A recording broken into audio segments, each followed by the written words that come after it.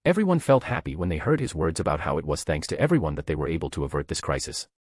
Everyone felt their respect for Haru skyrocket. Even the hunters who were leaving the venue couldn't help but give him thumbs up in respect. Looks like it is working properly. Haru smiled as things were going properly, but he could still feel 4 stares digging in his back and knew who these stares belonged to. Haru looked at the reporters and saw their shining eyes filled with admiration and felt a little bad for them as he was planning to do something really terrible. Cough asterisk okay. Next, the lady in the blue suit. Haru coughed and pointed at a female reporter whose eyes lit up at the chance. Hunter Tsujikuni, what were your thoughts during the raid? Who were you thinking about? The female reporter asked a question and all the females went on full alert as if this was the most important question for them, even though the answer was known to them. I thought about my friends and family during the raid, thinking about what would happen if we fail, but most of the people I care about were on the battlefield, so I had to give my best so that nothing happens to them, Haru answered. The female reporters nodded and quickly wrote down what Haru said. Haru just pointed at the other reporter who asked their question. Hunter Tsujikuni, what do you think was the main reason the raid succeeded? It was thanks to everyone's determination to save the world they live in. Hunter Tsujikuni, what do you think about the current situation of the hunters around the world? I would say we are at the strongest we have ever been, so don't worry about anything and live happily. Hunter Tsujikuni, what is your relationship with Hunter Tawada? Well, it is obvious no. Hunter Tsujikuni, how did you make a harem in a modern world? Ask the author about that one. Hunter Tsujikuni, what? Hunter Tsujikuni. The question went on for about 20 minutes with Haru answering them earnestly, making the reporters' respect for him grow. It was because they knew how busy he has done nothing but laze around for the whole week, Haru was, but he still answered their question by taking out so much of his time. Okay then, this is the last question everyone. Yes, the lady in the red shirt. Haru chose one from the thousands of reporters. Thank you very much, Hunter Tsujikuni. The question I want to ask is, what are your plans moving forward? The female reporter asked. Well, I have decided on this recently. I will be retiring as a hunter, Haru answered in a soft voice, but his voice was heard by everyone clearly. Silence asterisk. Absolute silence. No one was able to utter a word. Hell, they were stuck in place with their mouth wide open like time has stopped moving. Chapter 138, this is what chaos looks like. Okay, then I will be going now. Have a nice day, Haru said as he went towards the car waiting for him at the entrance, leaving the dumbfounded reporters, guards, and hunters behind as he boarded the car. V-room asterisk. The car went full speed straight towards its destination, the airport. 10 minutes have passed since Haru dropped the bomb and the place was still shrouded in silence. Hey, did I just hear that correctly? A male reporter asked. No, we must be hearing things, his cameraman answered as he gulped in nervousness. He had never wished about being under the illusion spell more than ever. Like this, everyone started to check their equipment and it was there. I will be retiring as a hunter. The words rang out in the silent place loud and clear. What followed was absolute chaos all over the world and on the internet. 3 days have passed since Haru dropped the bomb. Hey, did you see that? Our guy must be under a spell. There is no way this is the truth. Is this the infinite Tsukiyomi? Yeah, there is no way Haru-sama would say that, and there is no way Boruto is canon. I don't know why you are saying something that doesn't make sense. Who is it? Show yourself. This trickery won't work on me. I have been able to preserve my masculinity even after seeing Haru-sama in a maid outfit. You cannot deceive me. I don't see the connection between those things. Where is the GM? Damn it, find the author. Sorry, fourth wall-chan, this is important. Why not just take things as they are? There is no way we can change Hunter Tsujikuni's mind about a decision he has already made. Mongrel. Fuck off. Piss off. $% hashtag asterisk at. Hashtag $% at. At hashtag $at%. As you can see, the reaction of the common populace was like this. They didn't want to accept that Haru was retiring as a hunter and wanted some answers. This was also true for the reporters and the hunters. Everyone tried to find the Haru, but they couldn't, so they turned to the ones around him like Kane and Heian. They even tried to contact the guild to hopefully get some news about him. The people even turned to Jiwoo's family in hope of getting in touch with Haru. But it all failed. They weren't able to find a thing. If you are wondering why Jinwoo wasn't contacted, well, Jinwoo is notorious for being unreachable and he only shows up when he really needs to, other than that he is always missing. And among the countless curses and pleadings, many speculations were going around and one of these was gaining more people behind it. Who else thinks that the reason Hunter Tsujikuni is retiring is because of those Western European countries? Yeah, I mean, it is kind of fishy, don't you think? That Haru-sama, who hasn't even been a hunter for a year and is also at the top of his career, even thinks about ending it. Yeah, it is definitely because of how they treated him by calling him a liar for keeping information about Miss Calistria after he risked his life to fight against the huge dragon. Yeah, now that you say it, Haru-sama is a really kind person. Are you sure about that? So I think he has taken this to heart. I mean, for all we know, there should be a reason why Qureshi-sama wasn't involved in the raid. No. From the way she fought to defend Seoul, I don't see a reason for Haru-sama to leave her out of this. I think there definitely is a deeper story behind this that we don't know of. Even then, I don't think what the European countries have done is correct. Of course, it isn't okay. They actually tried to say that Hunter Tsujikuni used his authority to pull the wool over the people's eyes. Ah damn, my blood is boiling in anger. Yeah, how can they do that right after the danger was evaded? They have no shame at all. Mongrels will always be mongrels. Let's get them. Yeah, it is because of them that Hunter Tsujikuni is retiring from being a hunter. And like this, the small snowball rolled and turned into an avalanche that crashed on top of the European countries that were trying to go against Haru but backpedaled. And the waves of angry people marched toward the countries that went against Haru with the determination to destroy them. Asterisk, in a nutshell, the internet dwellers raided the public websites of the countries and crashed them, with many people protesting on the streets. But no matter how much speculation gained people backing it, at the end of the day it was only a guess. Everyone was dying to know the reason why things have gotten to this point. I guess we have no other choice. Yeah, let's call upon thee. Yeah, only thee can solve this mystery. May you descend and quench our thirst for knowledge. Why do I feel I have become part of a cult or something? We call upon your noble soul. We call upon the sauce hero. Ah fuck it, I can't do this anymore. Everyone raid the Korean Hunters Association. On it. Mongrel. Could have just said it normally, geez. What a drag. And like that, the Korean Hunter Association was mobbed by people both online and offline, which became quite the pain for Go Gun-hee. This kid always brings so much trouble, Gun-hee sighed as he looked out of the window of his office to see the large number of people gathered outside the building. I had a hard time even getting into the building, Jin-chul said with a tired look. So this is the reason you were late today, haha, Gun-hee laughed. Ugh yeah, Jin-chul grimaced, has only ever been late for work twice in his career, including today. Both cases include the common element, Haru. Anyway, did you make the preparations?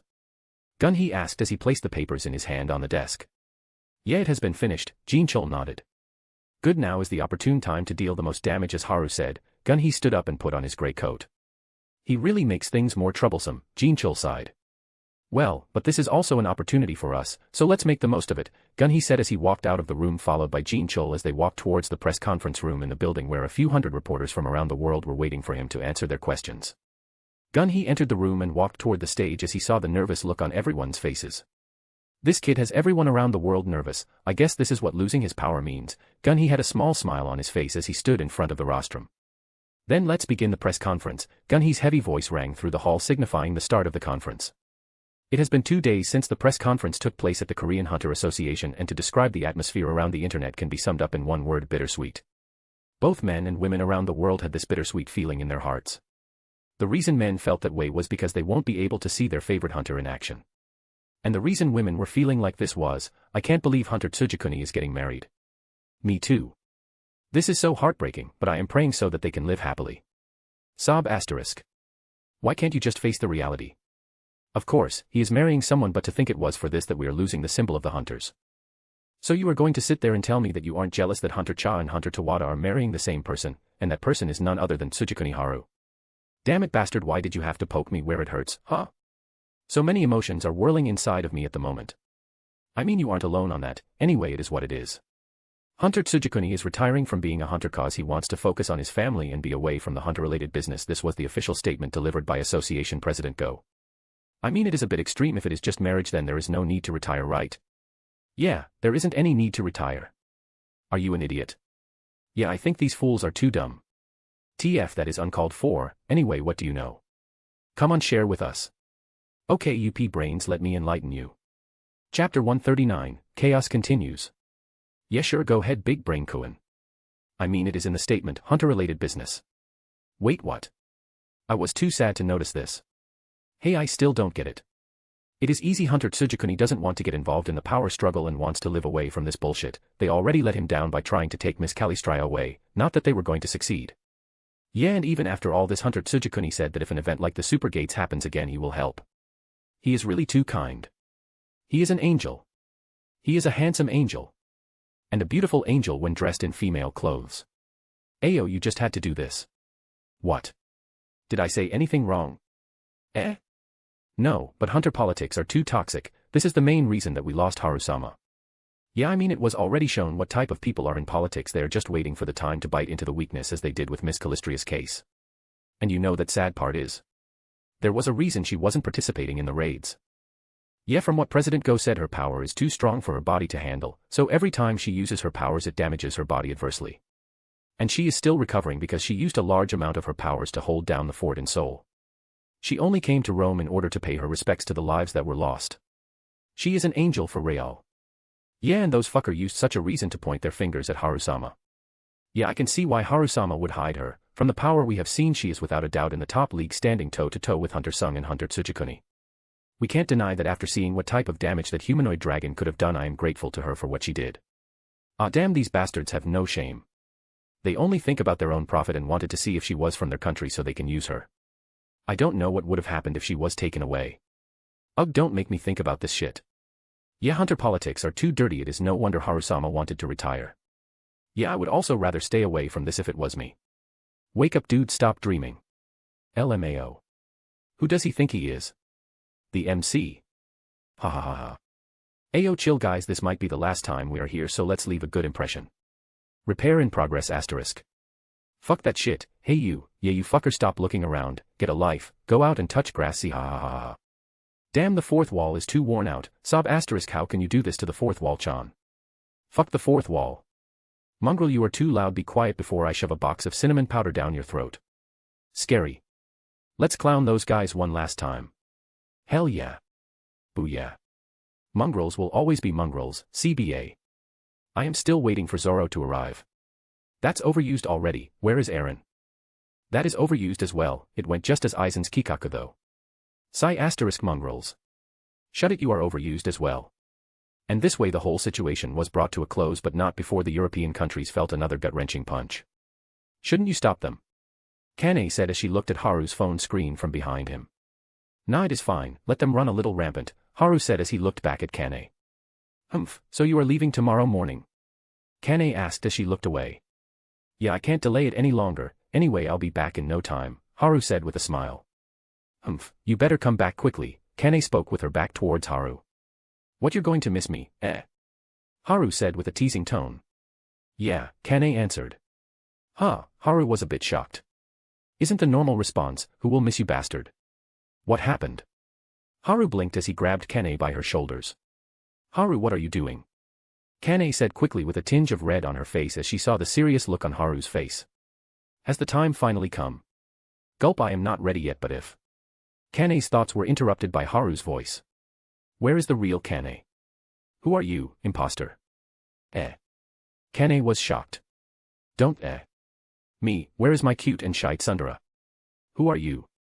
Haru asked as he shook Kane from her shoulders. Tell me. Who are you? Where is my Kane? Haru kept rambling as Kane's eyes were hidden by her bangs with her body shaking.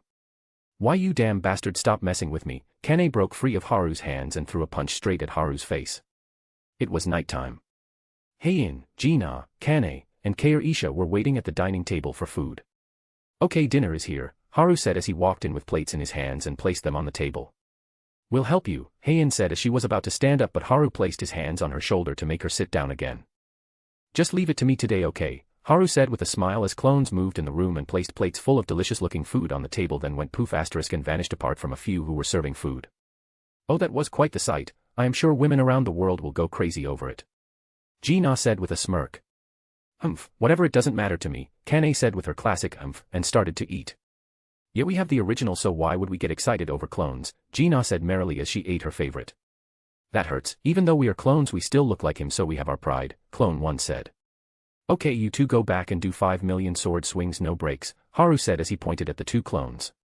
What? Clone 1 was horrified. What did I do? Clone 2 was caught in the crossfire.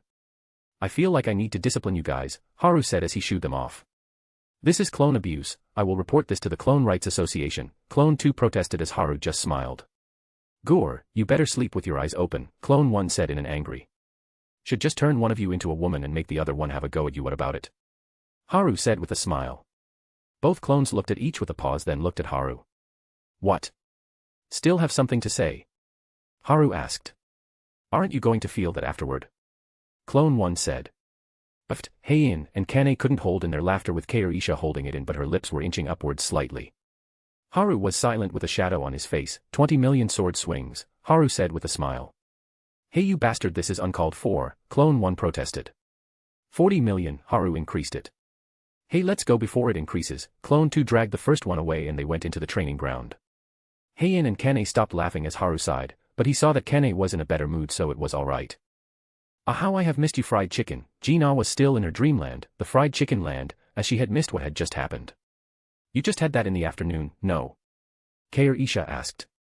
Yeah, it is in the afternoon. I felt like I will die, Gina said with streams of tears falling down her face as she chowed down on the chicken. The others just shrugged her behavior off. It wasn't like this normally, she became like this only when Haru cooked, so it is fine, it is right.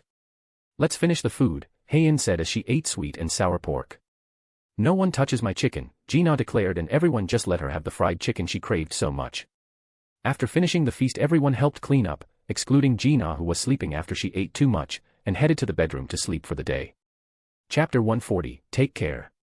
It has been a while since we slept like this, Haru said as he was lying down on the bed with Heian and Gina on the left and Kane and Kair Isha on the right.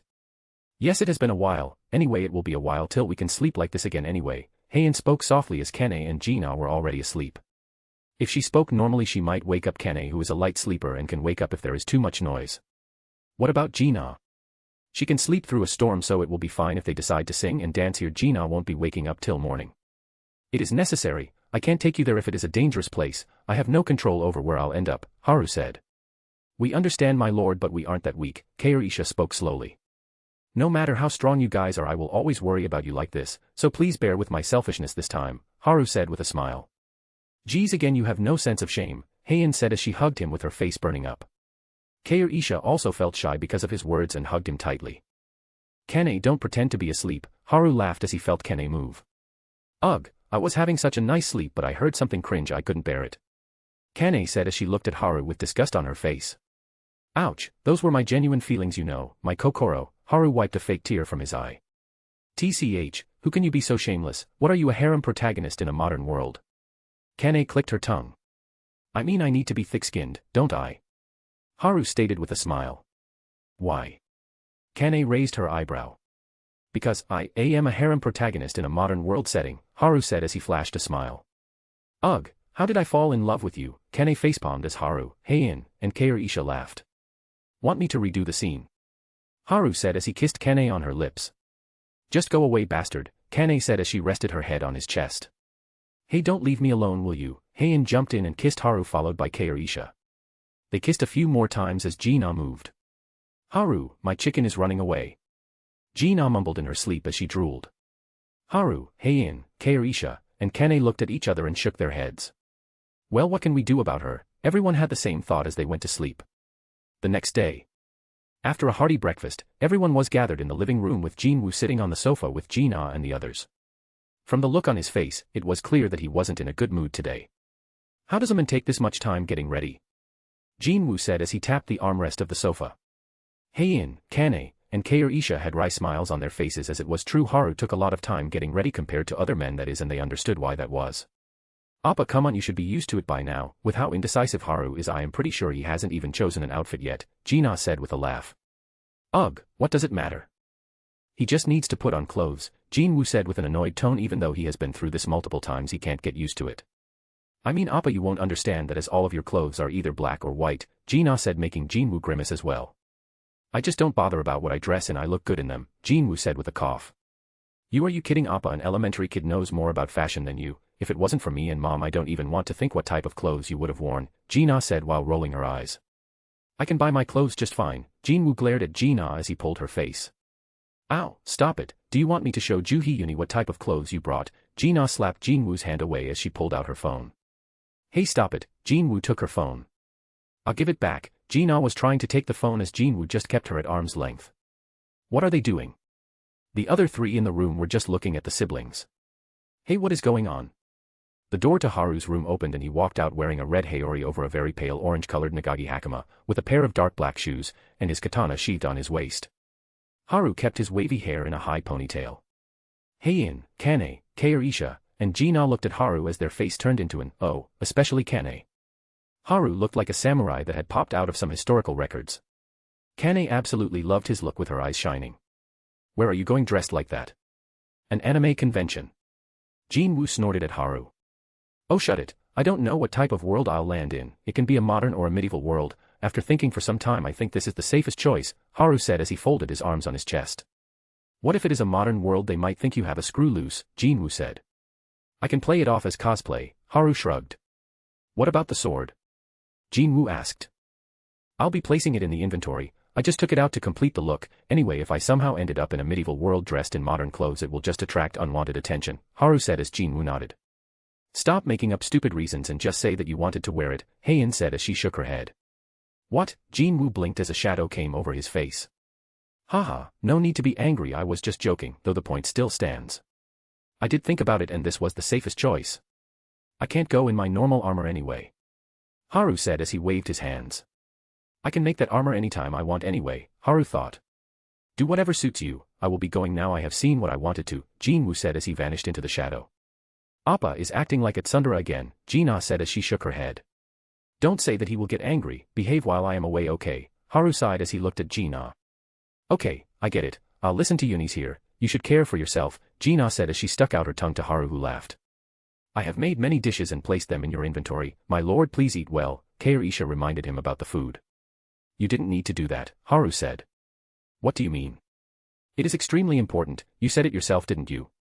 We don't know what type of place you'll land at, it can even be in the middle of nowhere, so preparing food is the most basic thing. I have also sent clothes of your size about modern and yukatas along with your daily products, so just take care of yourself, Kane said with her back turned towards Haru. Okay, I will take care, don't worry about it, Haru said with a smile. Even though he can make clothes himself with the wood release, but it didn't feel bad when he was taken care of. It took him back to when his mother looked after him. Jina and I both sent in snacks and sweets in your inventory. We know you have a sweet tooth, so don't worry, we bought a lot of them, Heian said with a smile. Yeah, the food won't go bad in the inventory anyway, so I also sent some fried chicken, make sure to eat them, Jina spoke with a proud look.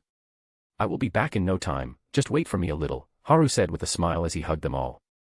You better be back in one piece, you hear, or I'll kill you, Kane said as Haru patted her back. Yes, no matter what, just make sure you come back, Heian said as they all separated from him. Believe it, Haru said with a smile, and he vanished from the room and then reappeared where he fought Antares. I knew you would be here, Haru said as he looked at Jinwoo, who was looking at the large lake. Just come back, even if you fail. There is no need to risk your life if you can't win. If something happens to you, Jina will be sad, and I can't have that, Jinwoo said without looking at him. Ho ho, would you look at him? Haru laughed. Chapter 141, A Forest. Don't worry, I'll be back alive. I have to see your wedding in person and marry Jina myself. There is no way I am dying. Then until next time, Haru said as he looked at status. New world. Proceed, yes/no.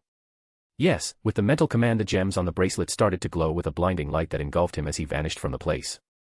Why did you not say goodbye, Dad? Jinwoo asked. Humph, why should I?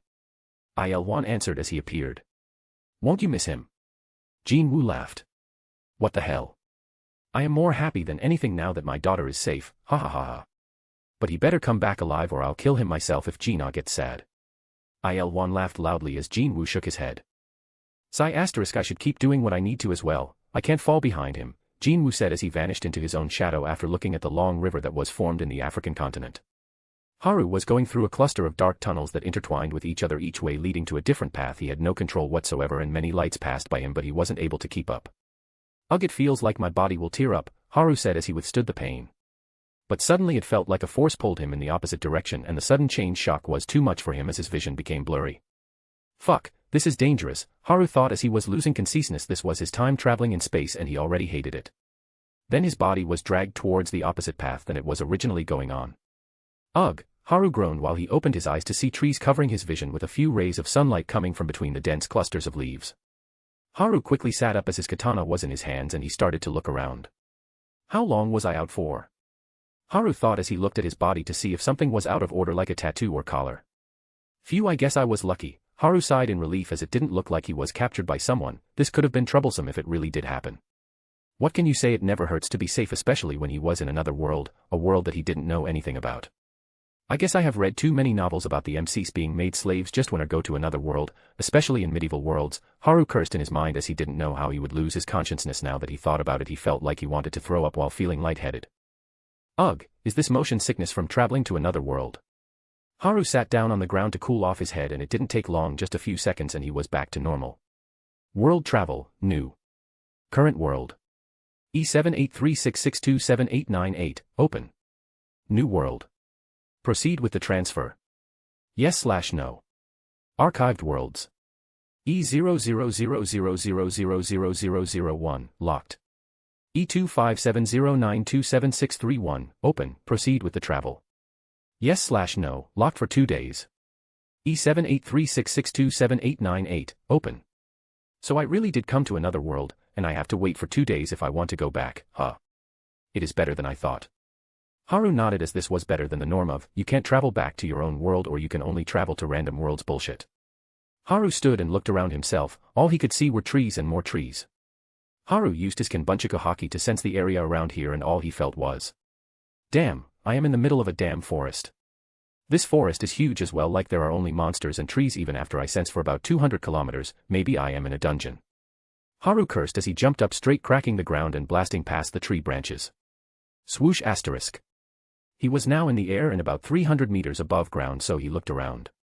Damn it, how big is this forest? Oh, there is the sea behind me. Haru looked in all cardinal directions hoping to find a village or a city or some fucking signs of civilization, but all he saw were green trees with a huge mountain range in front of him and sea behind him. He also saw some big golden eagles flying in the air higher than him along with many bird-type monsters. I really must be in a dungeon. This environment is too dangerous for ordinary people to live in, or I can be in a medieval world where they left the monsters alone in an area like a big forest or an island. Haru muttered as he saw the sea to his left and right, albeit a little far away. What is that smoke? A forest fire. Haru thought as he looked straight to see a huge smoke cloud rising up in the sky with many eagles surrounding it. Maybe I should go towards there, I might find out something. Haru thought as he landed back on the tree without making a sound this time because there was a pack of wolves in the surrounding. The wolves were the size of a big car with jagged teeth and red eyes, their bodies were covered with thick gray fur. Did they come here after hearing the sound from before? This really might be a dungeon after all, Haru thought, and each wolf was on par with a normal S-rank monster. 14 of them, 13 in the front, and there is one that I adept in hiding his presence. This guy is comparable to the national rank hunters but on the lower spectrum, Haru thought as his mind was more inclined that he was in a dungeon rather than on Earth of this universe. The one who was hidden was the head of the pack and he was hiding very skillfully if you go by the standards of this world, but to Haru, he might as well be walking naked in the middle of the city. Anyway, time to deal with them. I hope they are worth their penny. Haru thought as he vanished from his place and appeared behind one of the wolves who was encircling the area around him without making a sound. To the people here in this world, facing a wolf pack of this level will be suicide, but to Haru, they all looked like walking piggy banks from which he can earn money in this new world. Slash asterisk splash asterisk thud asterisk.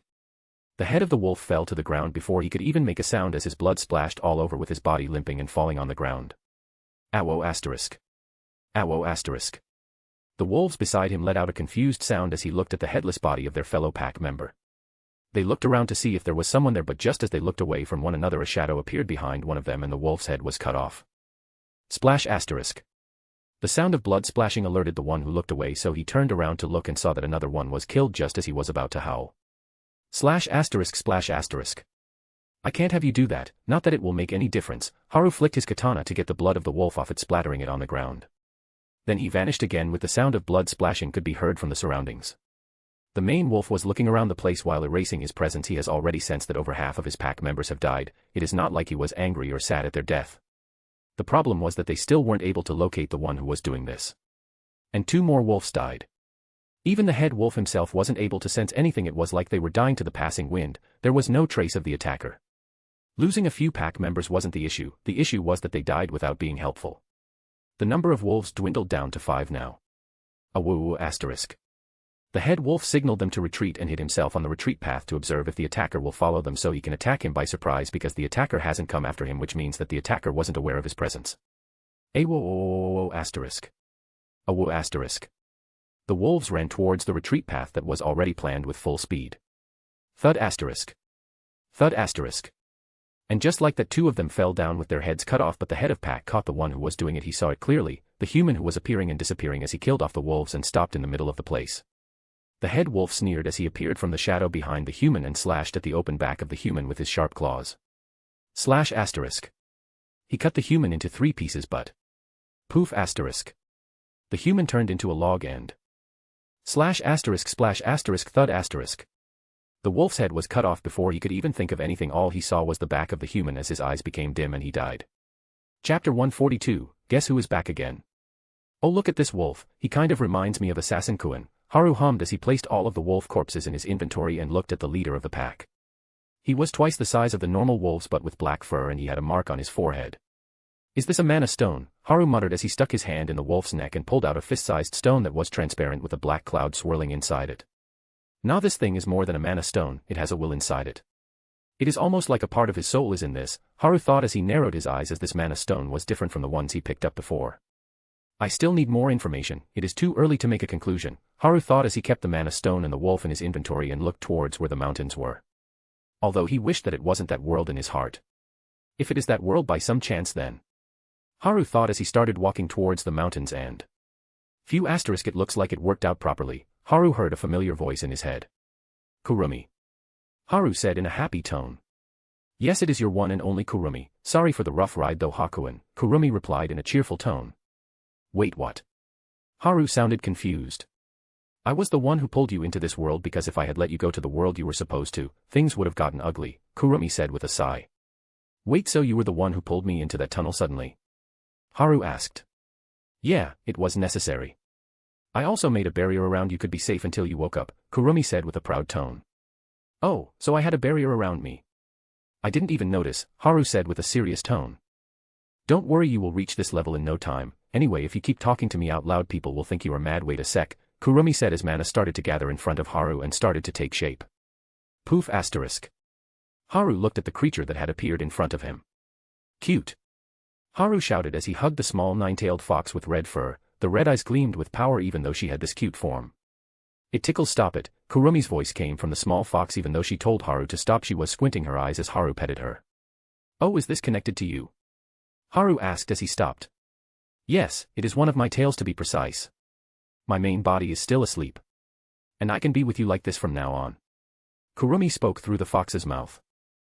Why didn't you do it from the start?" Haru asked her as Kurumi sat down on Haru's head. "I needed some time to do it. In my current condition many things are more difficult to do than before. Anyway, let's start talking telepathically from now on," Kurumi's voice rang in Haru's head. "Okay, let's find some humans now, shall we?" Haru said to Kurumi as they started walking towards the mountains. "This forest is really big," Haru said as he ate some pasta that was in his inventory for dinner. "Yes, this forest is big. It has been 2 days and all we saw was more trees and some wild beasts. I guess this place is abandoned by humans as a monster zone," Kurumi answered as she snacked on some fried chicken. But why is there so much smoke coming out from that place?" Haru said as he has been looking at a huge smoke cloud for 2 days now and it is still the same with no signs of slowing down. "Maybe it is a volcano. Anyway, from tomorrow onwards I am running. Walking isn't going to cut it," Haru said as he finished his pasta and took out an anpan from his inventory. He opened his mouth and ate half of it in one bite. I love you, Kane." Haru had a face of pure bliss as he ate it and couldn't help but praise Kane who made it. "Yes, walking is too slow, and stop thinking about someone else when you are with me," Kurumi pouted. "Well, I miss them. Just like I missed you," Haru said as he ate his anpan. "You really are getting too thick-skinned. Where is my cute and shy Hakuin?" Kurumi said as she looked away while Haru laughed. How can he say that with a straight face, but it is not bad? Kurumi thought. The night sky here is beautiful, Haru thought as he looked at the sky, which was full of stars, giving him a magnificent view. This is also the main reason he wasn't traveling through the night today. It is not that he needed rest, but the view was too look to give up. "Kurumi, did you find out anything?" Haru asked Kurumi, who came and sat nestled in his lap. "Yes, I have. What do you want to know?" Kurumi asked. "Who brought me into that world?" Haru asked the main question that was most important now. "Some insects who have forgotten their place. They use the system as a basis to take you away from your world and put you into a new world where they can keep an eye on you. Then they would wait for an opportunity to take you away. Since they have taken you away from your parents' protection, their main goal is me, but to do that they will need you," Kurumi said with disdain-filled voice. "Why would they go through all that trouble? Do they have a grudge against you or mom and dad?" Haru asked because he didn't know what their motive was. An event where they had tried to kidnap him had happened in the past as well. "They do, but they wouldn't have the balls to do something if your mother was in her normal condition, and well, the reason they are after you is that they think they can control me through you," Kurumi said as she shook her head. "How? And why would they want to control you?" Haru was shocked. "I mean, I am the primordial sin. After all, the one who has control over me can control all of the sins in all of existence. They just don't know how stupid their action is. Anyway, you are my vessel that I chose, so you were brought into this mess as well," Kurumi spoke plainly as she looked at Haru to see his reaction. "Not that you could avoid this mess since you are Akane's son," Kurumi thought as he would have been dragged into this mess regardless. Primordial sin.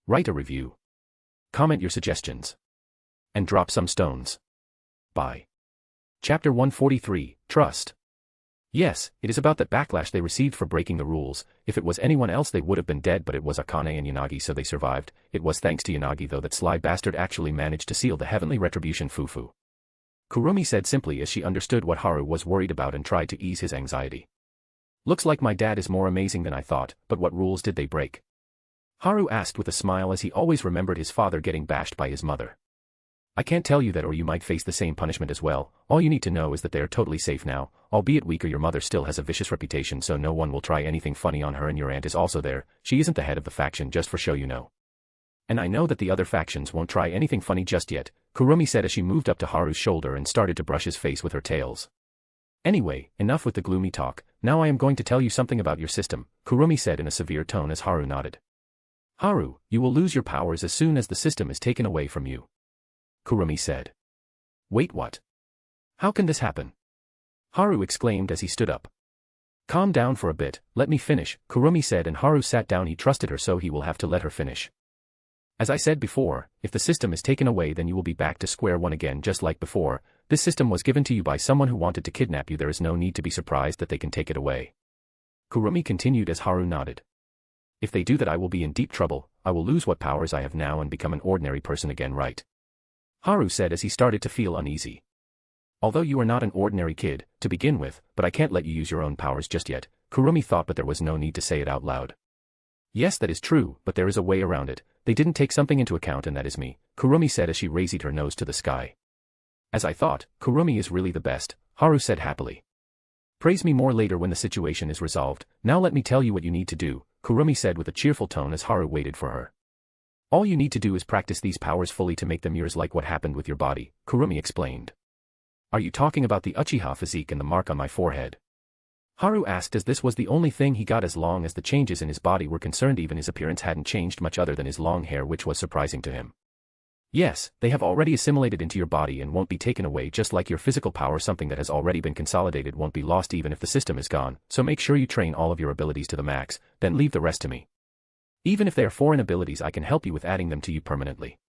Kurumi spoke with a serious tone.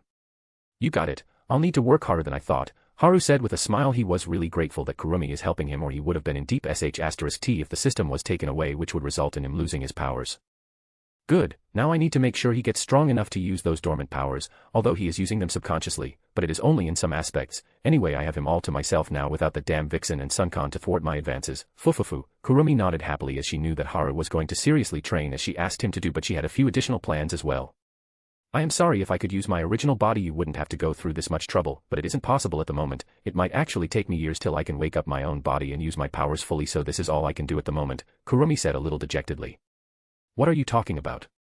You have been a great help, Kurumi. If I didn't have you I might not even have a chance, but it is different now, so thank you really, Haru said with a smile as he petted Kurumi. You and your glib tongue, Kurumi looked away but still didn't stop him from petting her. What will happen to the others who have gotten the powers through the system's help? Haru asked as he remembered how Heian, Kane, Kairisha, and Gina got hockey from the system. Will they lose it as well? You don't have to worry about that. I have already completely analyzed the system and I am in the middle of making the copy of the system, so you just need to worry about yourself, Kurumi said with a frown as she hit Haru's face with her tails. Still thinking about them, Kurumi was pouting. Thank you Kurumi, you are the best, Haru said as he picked up Kurumi and hugged her tightly. Now you know what to focus on, so let's start. I will help you with everything I can at the moment, so you should praise me more and focus on me, Kurumi said as she looked away. Haru nodded as he started running towards the mountains quickly. Fuck the damn view, time is of the essence here. She just glossed over some things. I guess I'll need to wait before I know about that, Haru thought as Kurumi was on top of his head without being bothered by his speed. Haru only wished that one would come and bother him as he tried to make these powers his own, but things didn't go as he wanted because two powerful entities in this world had already sensed his entrance in this world. /*/. The head of a giant red ape fell on the ground, followed by its body, and Haru flicked his katana to get rid of the blood, then sheathed it on his waist. Haru took the mana stone from the ape's body. The mana stone was crystal clear with a red flame in it. The more I see these types of mana stones, the more I am inclined towards this being that world, Haru thought as he stored the ape's body along with the mana stone in his inventory. It would seem that we are quite far away from humans, Kurumi spoke to Haru. Yeah, but we are close to that giant smoke cloud, Haru answered telepathically. It has been a day since Haru had started running and he had already covered over 3 times the normal distance. During this time Haru killed many beasts in this forest and hadn't even found a single trace of human life here, along with the weird mana stone that had a will in them. Haru was 60% sure of what world this was, but I guess I'll know about it when I reach there, I guess, Haru thought as he looked at the mountains that were his goal for the time being. Even if it wasn't the place he thought it would still be a great vantage point for him. But there was one thing that was bothering him at the moment. The closer we get to this large smoke cloud, the lesser number of beasts show up, Kurumi said as she made herself comfortable on top of Haru's head.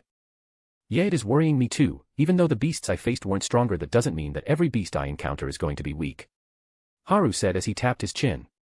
The strongest monster he had faced yet was on the level of Thomas, and Haru didn't even break a sweat against it. It would be wired if he did have any difficulties. But seeing the number of monsters lessening made him a bit more serious about the possible beast he was going to face next.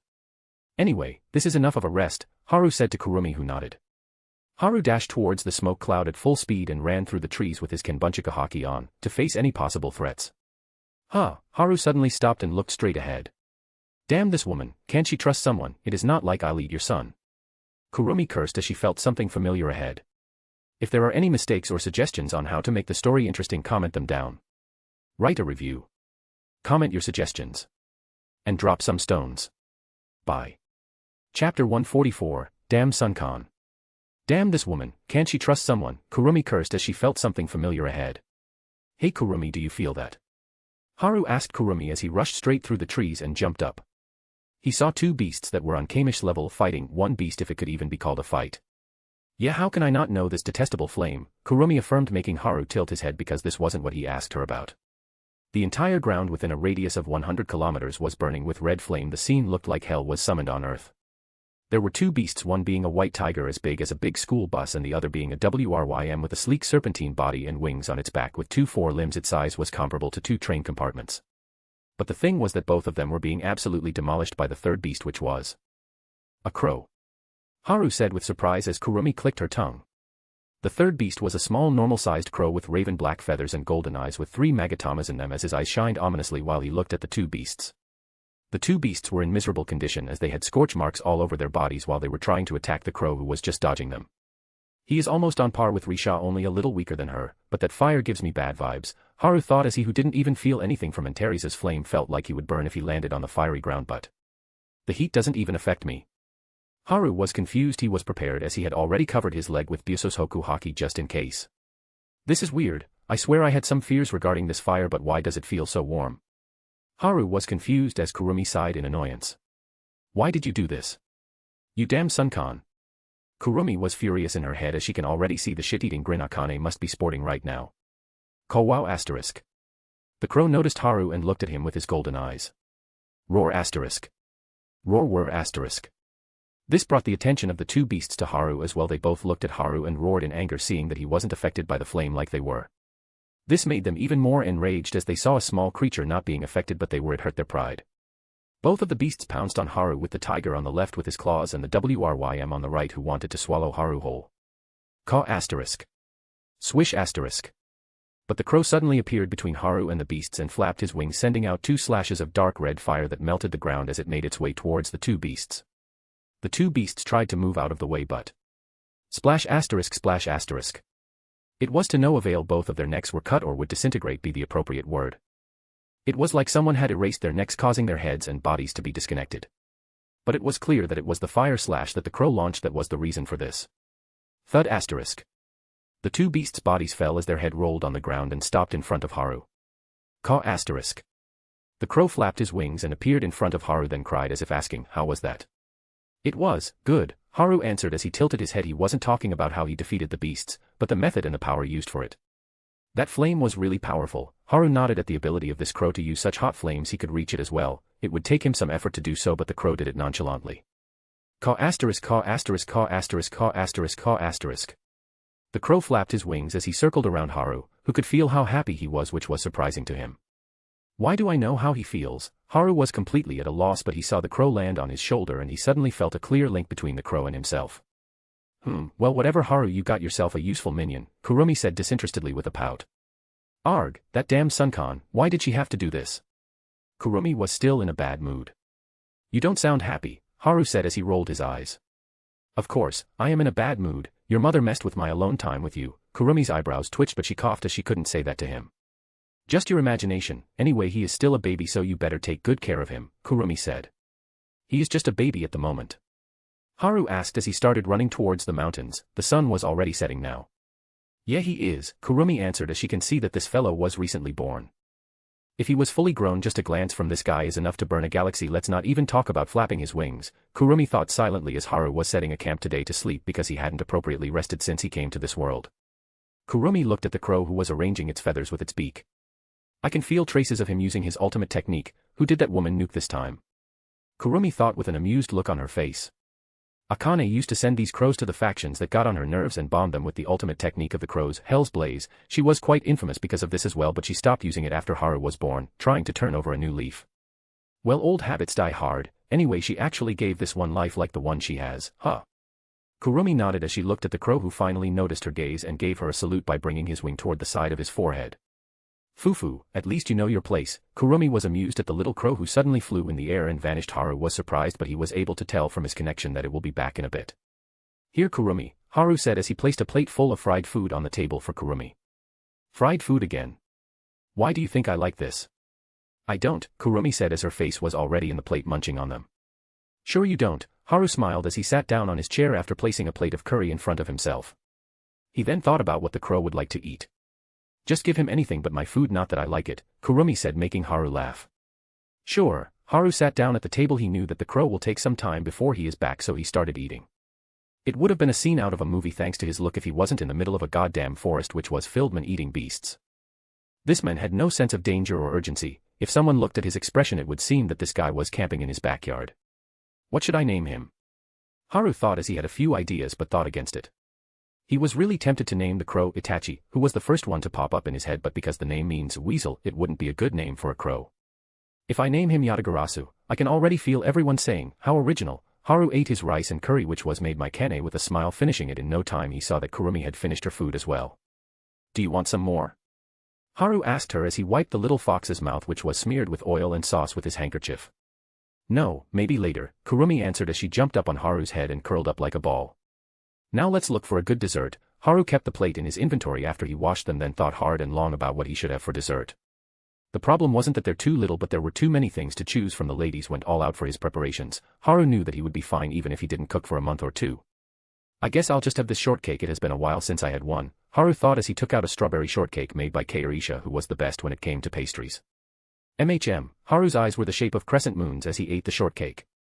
Okay, now time to sleep, Haru said as he placed the table chair and the plate in his inventory and went into the tent to sleep without worrying about any beasts, because this was made by Kairisha and had the effect of repelling beasts while concealing the tent with dark magic. Not that I am worried even if they show up, Haru thought as he would know something came near him even if he was sleeping. Night, Kurumi, Haru said as he pulled a blanket over him. Good night, Hakuin, Kurumi said as she yawned while curling into a ball next to his head. Haru wasn't worried about the crow because he could feel where he was with his connection. Haru closed his eyes and had a blissful sleep.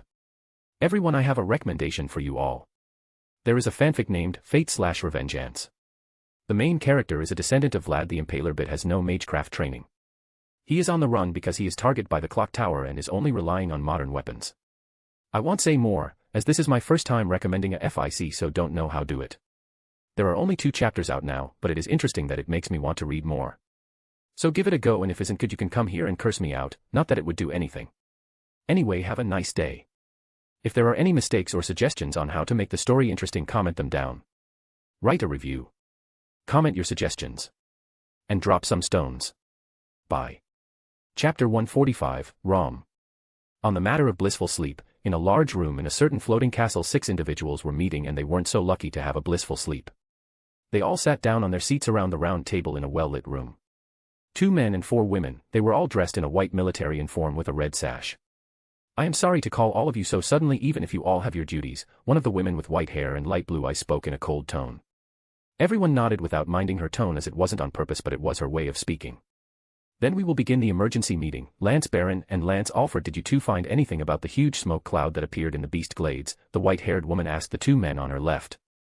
No, Lance Vari, we haven't been able to find anything about other than that the fire that caused it has a really high temperature. We can't even approach the area near 2 kilometers around it, and even if we look at it from above, all we saw was flames and smoke, nothing else. The man with pale skin and platinum blonde hair, combed over to his left, spoke first as he shook his head. His head is oval-shaped with a strong jawline. His name was Baron Wykes. Hearing Baron, Vari looked at the second person she mentioned, Lance Alfred, who looked like an elderly man. As a dwarf, Alfred is short with a heavy muscle build and bronze skin. The difference between him and Baron was that Alfred had pointy ears. It is as Lance Baron said, we haven't been able to get close to the fire, even I am scared that if I push it I might be burned to death, Alfred said in his gruff voice, surprising everyone. Even the old man who is so good with magma feels like he will burn. Micah can't believe it. Micah, who spoke in a childish tone while referring to herself in the third person, has a body that resembles a human child. She appears short and thin with pale skin and short, curly hair. And just like Alfred, she has pointed ears as well. Everyone on the table agreed with her statement while ignoring her childlike behavior, because Alfred was known for his magma deviant magic, so making even him feel the danger of being burned alive made others feel how dangerous the situation was. This has become more troublesome. The council had told us to investigate and bring whatever has caused this phenomenon here, Lance Vari said in her cold tone, making everyone wonder why the council was so hell-bent on bringing this creature. But now that they had heard what Alfred thought of this matter, they were able to somewhat understand. This creature is dangerous. It was no wonder that it had caused such a commotion in the Beast Glades. Many beasts that lived in the depth of the forest have started to come out from the habitat in fear of the flames. This has turned the whole Beast Glades on its head. A beautiful woman with black hair that fell on her back with her long and pointy ears peeking out, her black eyes blinked as she spoke in an alluring voice while looking at the map in her hand. That is correct, Lance Aya. Do you have any things to report, Lance Aliyah? Vari nodded and looked at the last person in the room. Yes, it has been really difficult to keep them under check for my squad, but I am managing it with my speed. I had to ask the Adventurers Guild to stop the entry of low-level adventurers into the Beast Glades while issuing a quest to ask the help of the higher-rank adventurers. The last person in the room spoke as she sighed. She was a beautiful woman with light green hair that reached her shoulders and blue eyes. Micah is really interested in this matter. Micah wants in as well, Micah said in her childish tone. Micah, behave yourself. Don't you already have a mission? Alfred disciplined Micah for acting like a child even though he knew it would have no effect on her. Old man is stingy, Micah pouted. Okay, then I will resign the missions. Lance Aya, you will have to take my mission. For now, I will go with Lance Baron and Lance Alfred to see what is the cause of this. Lance Aliyah just continued doing as before, same for Lance Micah. Vari spoke while Aya and Aliyah nodded. Micah wants to come too, Micah said excitedly as she stood up and raised her hand up. Micah. Alfred sighed as he pinched the bridge of his nose. Lance Micah, you already have a mission, but if you can finish it you can join in as well, Vari said as she looked at Micah. Micah can join, yay. Micah was happy, but the other 4 looked at Vari, who just shrugged. Her mission is on the other side of the continent. There is no way she finishing it in time. Everyone knew it, even Micah herself, but she was so excited that she forgot. Now then, let's solve this quickly, Vari said as she stood up and the others did so as well. Wait for Micah. Micah is super fast, Micah shouted excitedly as she ran out of the room at full speed to finish her mission and join Vari's group, but everyone knew that won't make it in time because Vari's group was also leaving now. They didn't know that the incident that had been giving them a headache was already gone and a bigger headache was coming towards them. But well, who is going to tell them about this? Yawn asterisk. Here back in the forest, the bigger head, Haru, woke up and yawned while stretching his body. Did you have good sleep? Kurumi, who opened her eyes as soon as Haru woke up, asked. Yep, I feel super refreshed at the moment, Haru answered with a smile. Phew, this takes me back. Kurumi giggled and Haru nodded as they used to sleep together when he was a child. Of course, his mom was there as well. As for his father. Yet let's not open old wounds, shall we? Kurumi once again sat down on Haru's head as he walked out of the tent and saw a small mountain in front of him. Caw asterisk caw asterisk. The crow who was resting on top of the small mountain cried out full of enthusiasm as he saw Haru whose lips were twitching. I see you have some uses, Kurumi said with a laugh as she looked at Crow who gave her a salute like last night while he was on top of a mountain full of various shiny metal and gems along with some weapons and rings. Did you rob a dragon's lair or something? Haru asked in an amused tone as he looked at the crow. Even if the collection of treasures was called small, it was almost the size of his tent, which could house 4 people. Caw asterisk caw asterisk. The crow shook his head and Haru understood what he meant. He was searching for these the whole night. Haru shook his head and looked at the crow who had an expectant look. Haru looked at the treasure and most of them had one thing in common. He likes shiny things, Haru smiled as he looked at the crow and opened his mouth. I've decided on your name, Rom. Do you like it? Haru asked the crow who nodded his head quickly and flew around Haru discharging golden powder that had warm feeling to them. Caw asterisk caw asterisk. Well, I am glad you like it, Haru spoke as Rom sat on his left shoulder and cried in happiness. The reason Haru chose this name was because Rom was the name of a demon who is the 40th in the line of demons in the Lesser Key of Solomon. Rom also takes the form of a crow, and he can steal valuables from the most protected of places. That is a fitting name, I guess, but this little beast will grow past they just destroying cities or nations. That Sun-Kan just can't trust anyone, can she? Kurumi thought as she kept quiet on this matter. She had already understood the reason Akane sent this little fellow here. A storage ring. Haru said as he picked up one of the shiny rings and checked their contents. If there are any mistakes or suggestions on how to make the story interesting, comment them down. Write a review. Comment your suggestions. And drop some stones. Bye. Chapter 146, Is Communication Possible? A storage ring. Haru, who was checking out the rings, found that they were all storage rings that had many things in them. Mana stones retrieved from the beast, herbs, clothes, weapons, and even food, which was mostly preserved food, though most of them had rotten. There was no money though. Just how long has it been since these things were left in this forest? Haru thought as he checked the weapons, though most of them were chipped and had dried blood on them. Haru understood that these were the weapons of the people who died in battle with the beasts. Although Haru hasn't seen a human yet, he realized that he should find some people soon, considering how Rom got all of these from the corpses in the area. It means that humans frequently came here. It is a pity I didn't find a map, Haru shrugged. Okay, now let's have some breakfast first, then we can continue, Haru said as he placed the small mountain in his inventory while wearing a storage ring on his ring pinky. Seeing the number of these rings, they seem to be the norm. If it is known that I have a skill like inventory in a new world, it would be troublesome. I should be able to disguise it with this storage ring, Haru thought while taking out a table and quick breakfast while giving fried food to Kurumi and Rom, who absolutely loved it. After the breakfast was done, Haru placed the tent and the table in his inventory and then ran off towards the mountain range with Kurumi on top of his head and Rom flying above him. Haru killed a few beasts that he came across on the path swiftly without any issues and zoomed through the forest. It was almost late afternoon. Haru was considering stopping for a bite, but caw asterisk caw asterisk. Rom's voice came from above, signaling that he saw something ahead, prompting Haru to extend his Kenbunchika haki further. It is a human, Haru smiled as he had come in contact with someone and finally he could figure things out.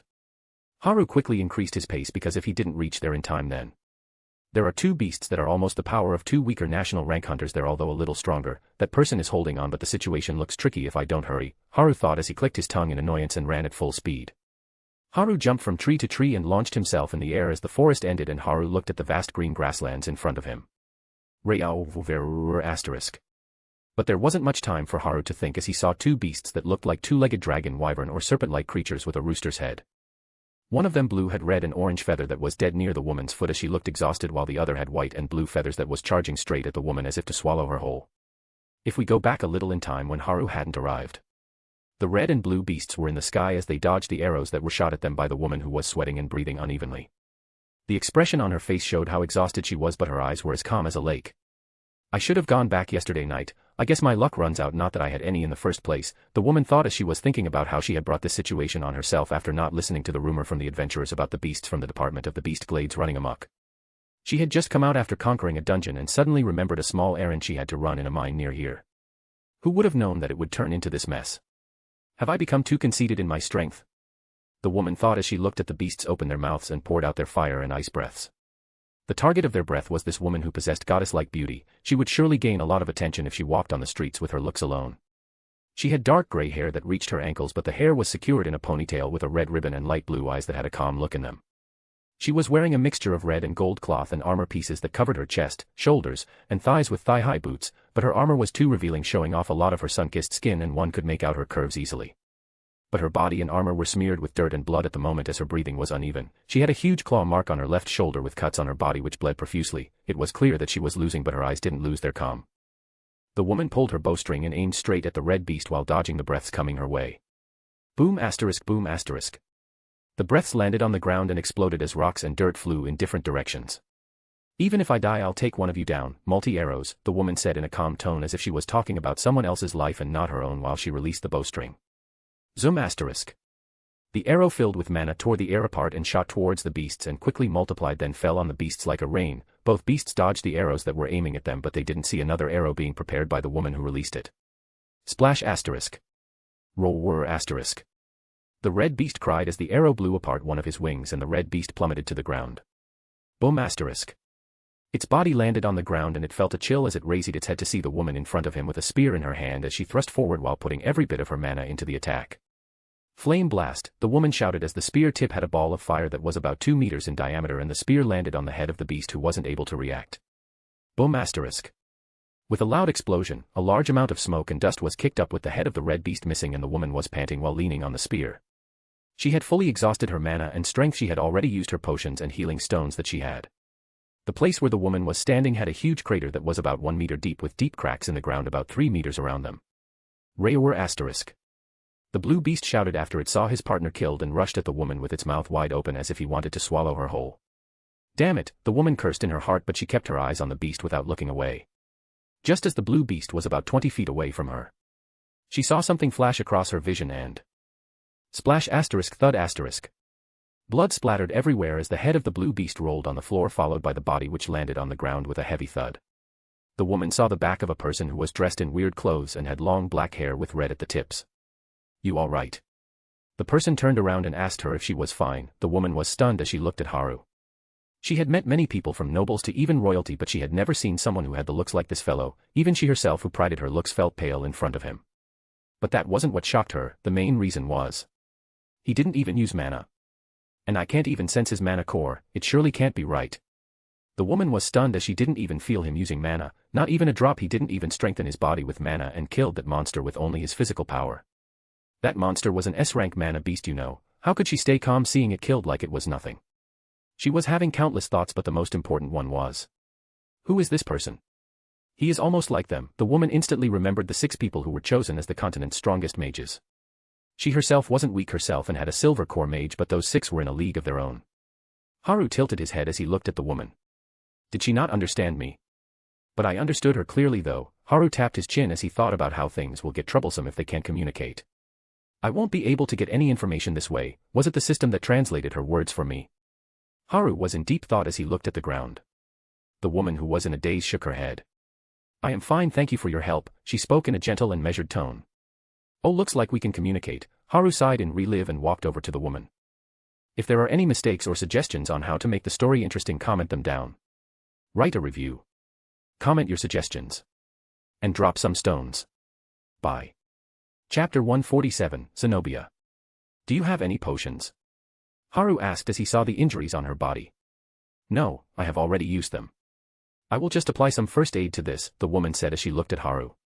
Seeing that she didn't have anything to heal herself with, Haru looked through his inventory and all he found was, damn it, there are no low-level potions in here. The ones I have will be overkill. It is like bringing a bulldozer to take down an anthill. Haru's face twitched as he didn't find what he wanted. He quickly bought some low-level potions from his system and gave it to her along with a mana recovery potion. Here, use this, Haru said with a smile. Thank you. Zenobia bowed her head as she knew she can't be picky in the situation. If she does heal herself, it will be difficult for her to move. So she took the potion and drank it, because if the man in front of her wanted to do something to her, he didn't need to play tricks like poisoning, because he had enough strength. Green light enveloped the woman as her wounds closed at an incredible speed that even shocked her. Okay, all done. Can I know your name? Haru, who saw her drinking the potion and saw that her wounds were healed, asked her a question with a smile. Oh, yes, my name is Zenobia. Zenobia answered his question quickly, too quickly that even she was shocked. Nice to meet you. My name is Haru Tsujikuni, and this is Kurumi, Haru said as he pointed at Kurumi, who was on top of his head. She was shocked as her gaze fell on the small fox on his head. That beast, I couldn't even sense her till now. Zenobia was even more shocked. If Haru hadn't pointed at the fox, she wouldn't even know that the small fox with 9 tails was there in the first place. Is that fox's bond? Zenobia thought and didn't pry in the matter. Is Mr. Haru an adventurer? Zenobia asked Haru curiously because she would surely hear about him considering his powers. He didn't even use mana and killed the beast with his sword alone. But she didn't know anything about him. Is he the masked swordsman that I heard of before? No, I have heard he is a child about 12 or 13 and was moving with Jasmine from Twin Horns. Zenobia shook her head as she looked at Haru, who is a fully grown handsome man with a height of about 6 feet 3 inches. Adventurer? What is that? Is that what they call hunters here? Or is it a medieval period? Haru thought as he looked at Zenobia and opened his mouth. No, I am not, Haru answered because he didn't want to risk things. From the novels he had read, adventurers always have IDs and he doesn't have it at the moment. Oh, his answer bewildered Zenobia, who didn't know why someone of this level wasn't an adventurer, and if he wasn't an adventurer, why was he so deep inside the beast glades? You know I can make that for you, Kurumi talked to him telepathically. Say that first, will you? Haru sighed as he will surely look suspicious now. You didn't ask, and you know you can just kill her to get rid of the evidence, Kurumi said plainly. That is unwarranted. I won't mind if it is an enemy, but this isn't good, Haru said as he sighed. TCH, Kurumi clicked her tongue. Now my alone time is gone, Kurumi thought in her mind as she looked at Zenobia. Considering you have saved my life, this might sound rude, but can I ask Mr. Haru to show me your resident ID and tell me the reason why Mr. Haru is in the beast glades? Zenobia asked as she looked a bit embarrassed.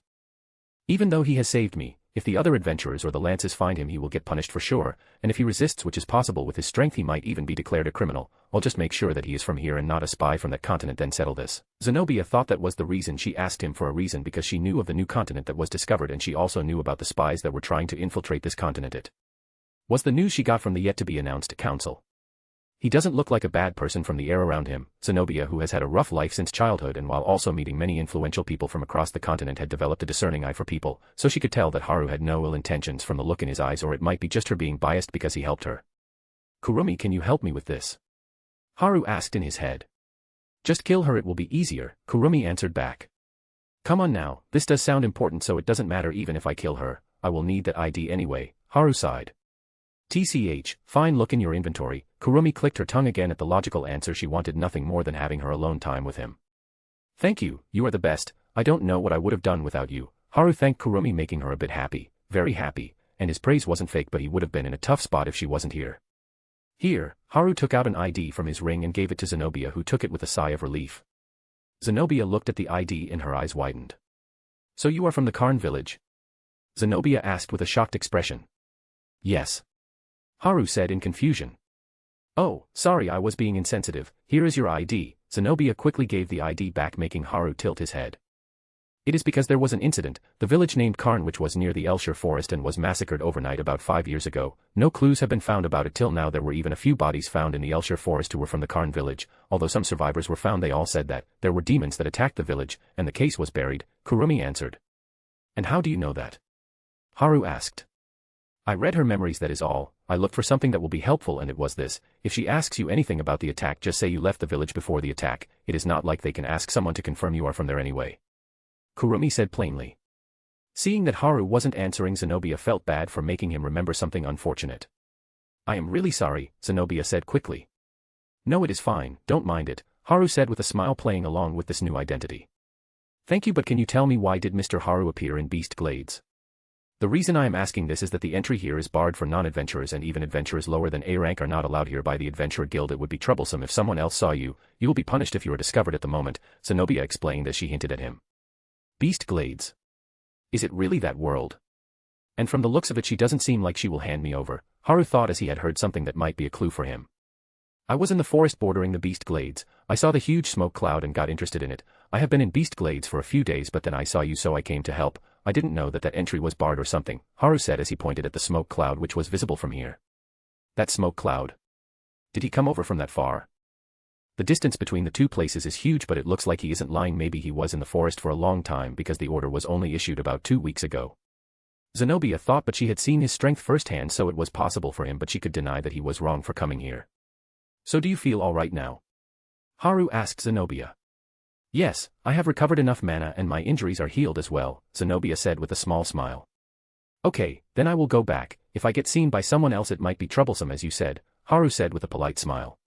That is right, and if you have time, you can visit my shop Palmyra in Zyra City, but to take the northern route you won't find any patrols there, Zenobia said gently as she didn't want someone who helped her to be subjected to anything wrong.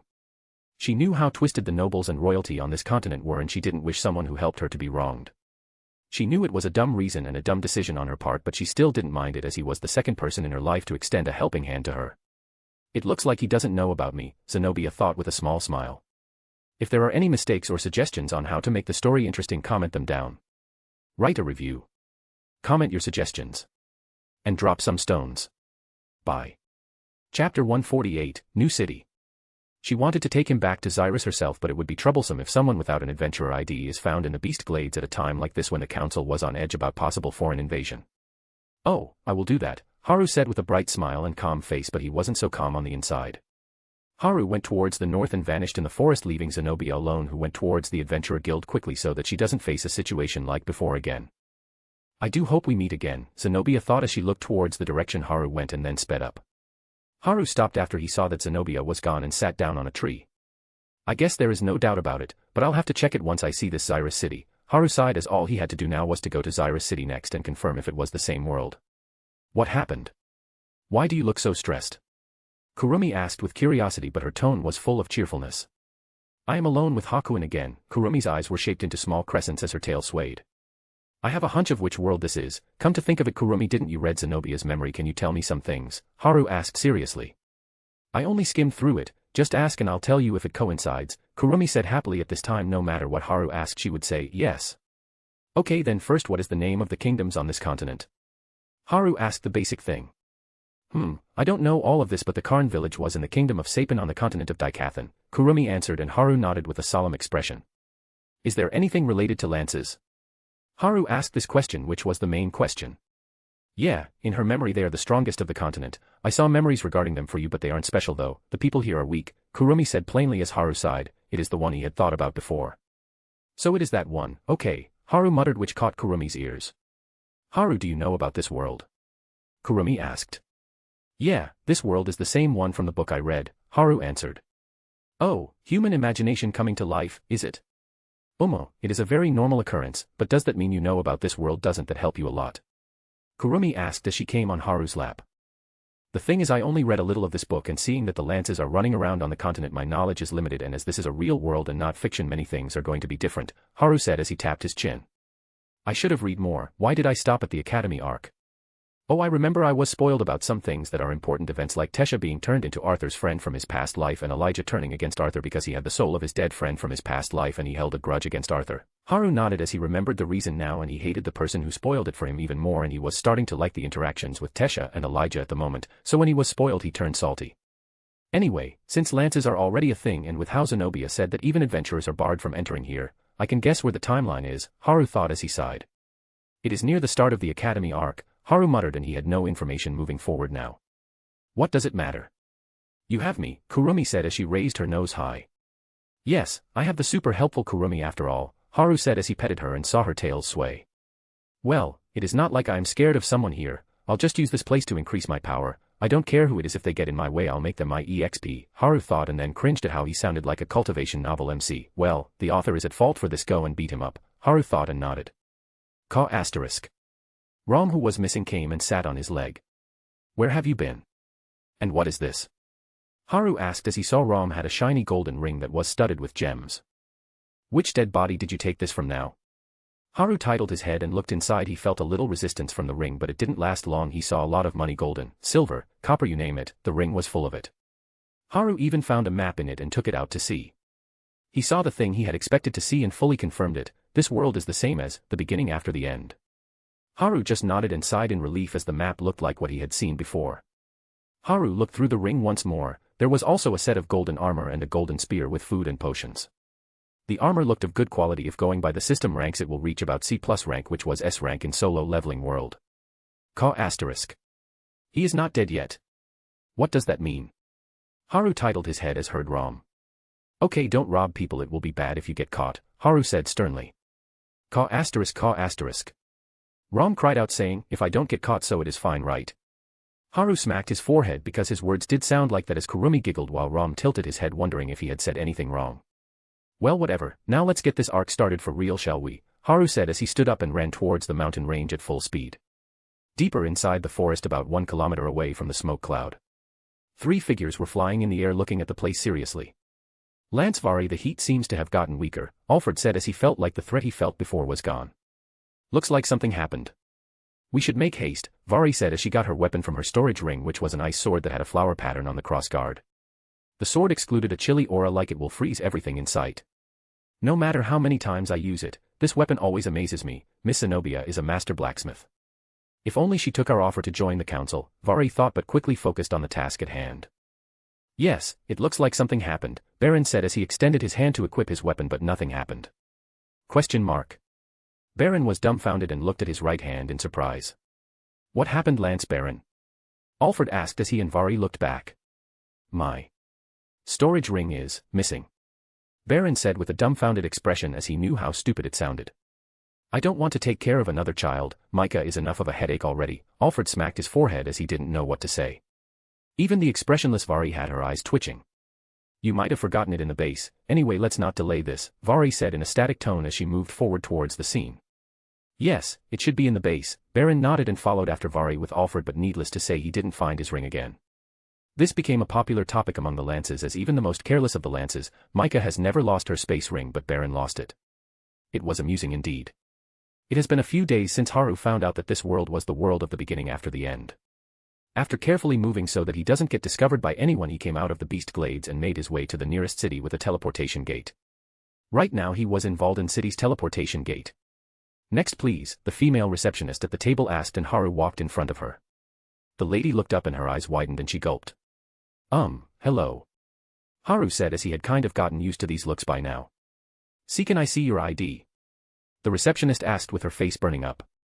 Here, Haru gave her his ID and she checked it and then gave it back to him after entering it on the registry. The cost will be 2 silvers, the receptionist said as she calmed herself while stealing glances at Haru. Here you go, thank you, Haru said as he handed her 2 silver coins from his sleeves and then walked into the building after she gave him a receipt. If there are any mistakes or suggestions on how to make the story interesting, comment them down. Write a review. Comment your suggestions. And drop some stones. Bye. Chapter 149, Xyrus City.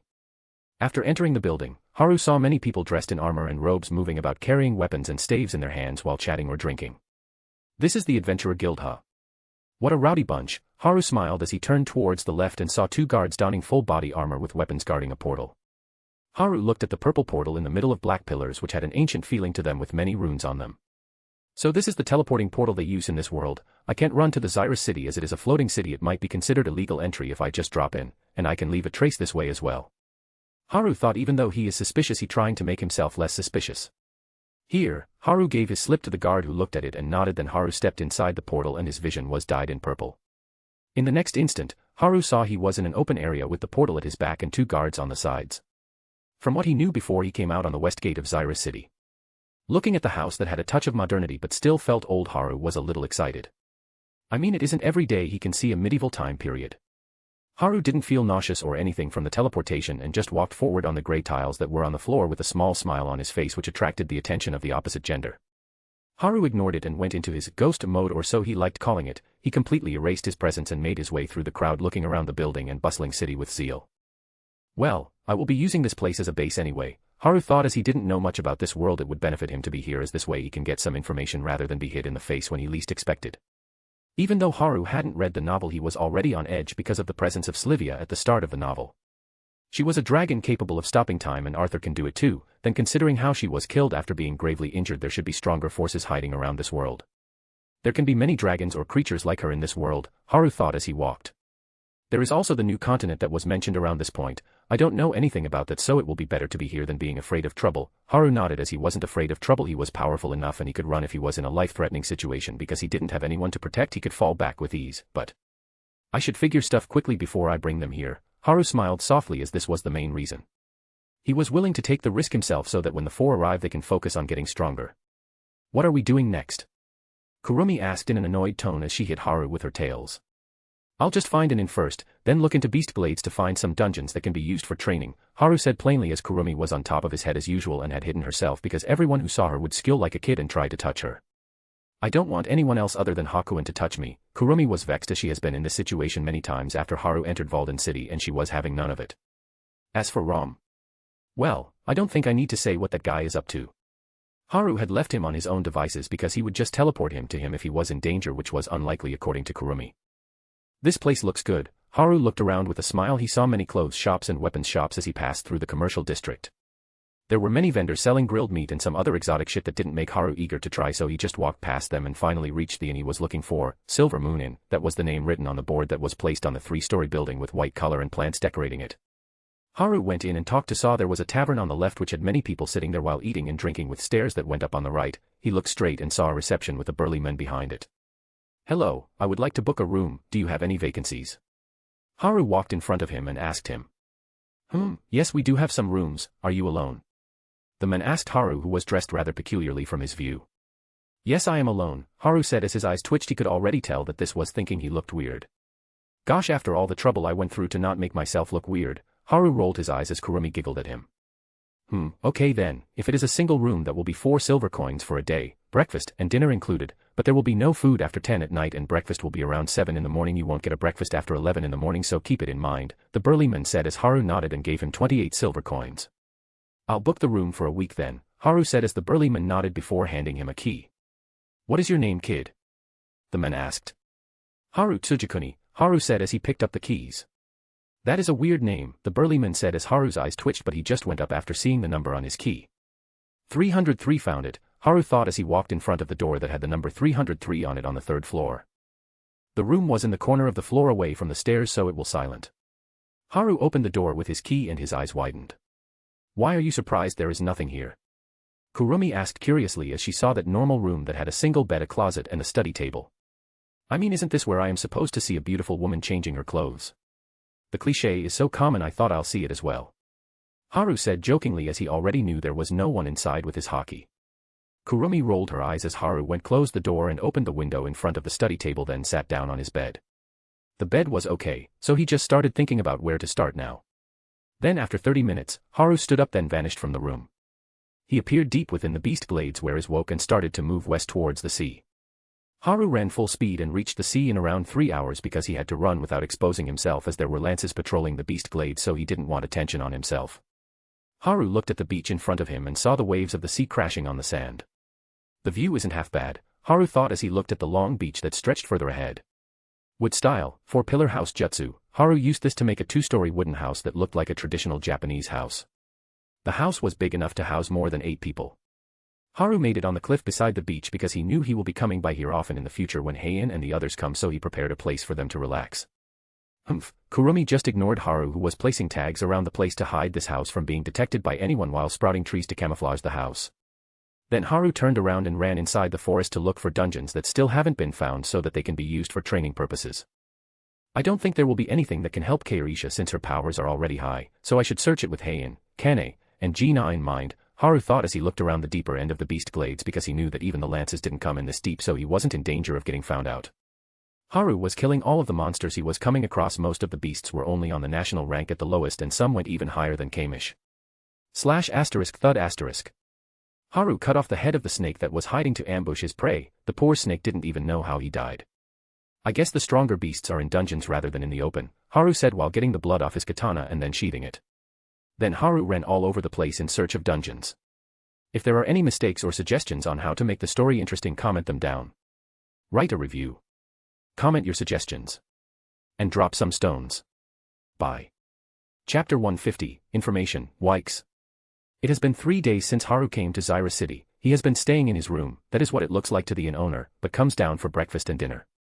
He would spend the rest of his time in the depths of the beast glades to search for dungeons. I have found a good amount of dungeons that will be useful for them now. I guess I should look for a house, Haru thought as he changed into a white dress shirt with purple patterns and black pants with black shoes.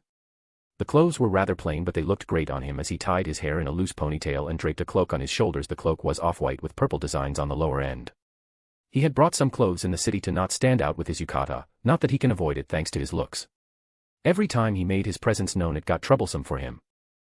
Just live in the forest. You should live close to nature to seek inspiration, Kurumi, who was on Haru's shoulder, said as she was annoyed with all those horny women who tried to make a move on Haru whenever he went downstairs. Why do you sound like a master from a cultivation novel?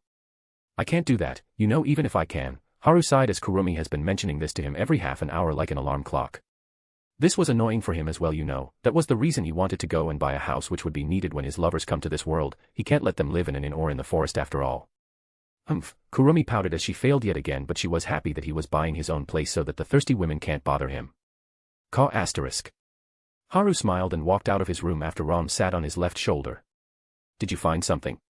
Haru asked Ram because he had asked him to search for dungeons with high-level monsters while Haru was searching for dungeons suitable for Jina's power level. Ram nodded with a proud look as he had completed his job. That's good, I'll give you a treat today, Haru said as he stroked Ram's head, who was super happy to get a treat, which was just fried mana beast's meat that Haru was trying in the beast glades. And Ram really liked along with Kurumi, who would deny it, but she was picky with the meat and only liked the meat of ones that Haru killed when he saved Zenobia. He came to know the name of the beast cockatrice after he bought a few books related to beasts' habitats, geography, and history books to deepen his knowledge of this place. The info in the novel was limited and mentioned in passing, so he had to get the info himself. Well, it has a rooster head and its meat tastes like premium chicken. I should keep some reserves because someone who likes chicken more than anyone will be coming here soon. Haru nodded as he liked it as well and prayed that the cockatrice doesn't go extinct after Gina arrives. Haru has also started to take in common information about the continent, and it was helpful to him in many ways. Although Haru hated being pestered by women whenever he went down, he still couldn't deny how helpful it was for him. If anyone can't sense my core, which I don't have, so it is obvious they can't, it will just mean that I have more control over it and am stronger than them, so that saves me the trouble of being suspected as an outsider, Haru thought as he heard this reason from a drunk female conjurer who told him that he had excellent control over his core, that she can't sense it. That woman was a light yellow core, so her saying that held credibility as Haru had sensed her core. He has been learning this just in case. Haru went down to the first floor and saw the burly man at the reception desk. You are going out? The burly man asked as he raised an eyebrow. Yeah, I will be back before you close down, so don't worry, Haru said, and the burly man nodded. Haru walked out on the street and headed towards the property dealership in the commercial district. Haru also got info on Zenobia. She had asked him to come and meet her if he was in Xyrus, and from the info he got from the inn owner and the adventurers, Zenobia seemed to be quite the famous character. The master blacksmith, eh?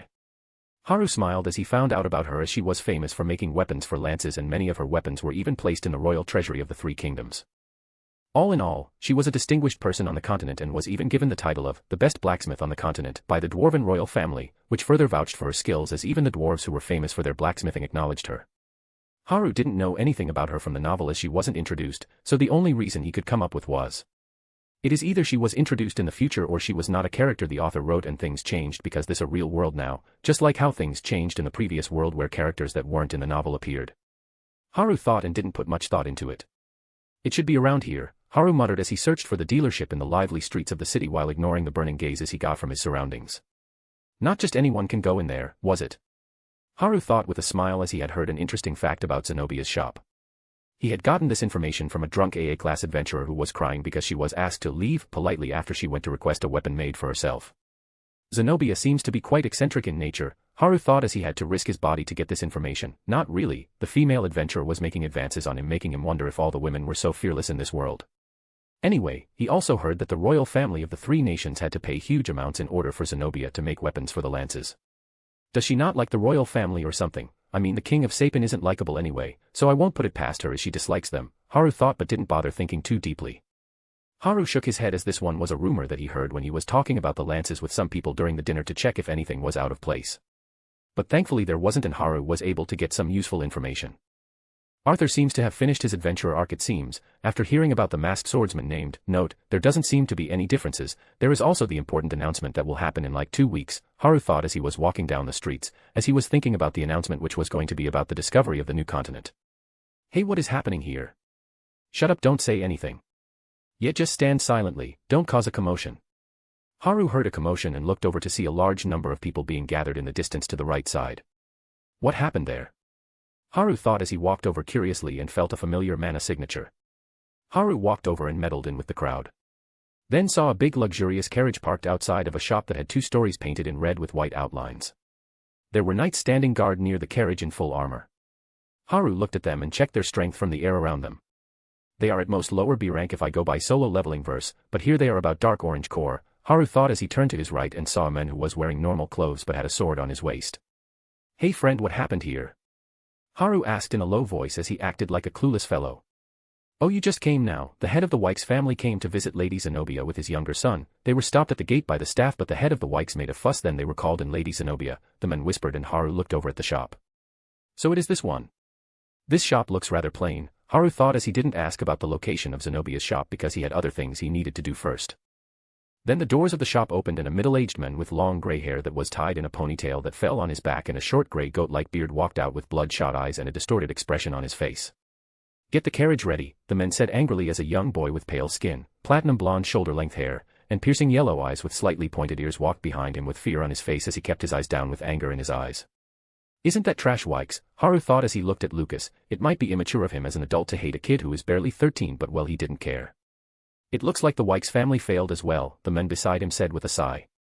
"Failed in what?" Haru asked curiously. "You seriously don't know anything, do you?" the man said and scratched the back of his head. "Listen here," the man beside Haru whispered in a low voice. "If there are any mistakes or suggestions on how to make the story interesting, comment them down. Write a review. Comment your suggestions. And drop some stones. Bye." Chapter 151, Trash Duo. "The timer just doesn't work, IG. I'll have to update them my own. Listen here, it's a dream of every warrior on this continent to hold the weapon made by Lady Zenobia, but not everyone can have the chance to meet her. That young boy that came out just now is known as the second prodigious genius of the Wykes family, but it looks like even he didn't make the cut," the man said with admiration as he looked at the shop. Haru didn't reply to him and just looked at the trash duo. "Why trash duo, you ask? Because the apple doesn't fall far from the tree now, does it?" Haru can tell what type of person the head of the Wykes family was from the way he was acting right now. "Kurumi, what do you think of these two?" Haru asked curiously. "That man in the front has a lot of greed in him. It is impressive for a human, and the one behind him has a lot of pride and envy, but he is a glass cannon without any power to back that pride of his. He is a spineless fellow with no guts," Kurumi said as she lazily opened her eyes slightly. Quite accurate," Haru just hummed as he was uninterested in the Wykes duo after he heard the answer that he already guessed, but he suddenly looked at the second floor of the shop and saw Zenobia looking at him with a small smile.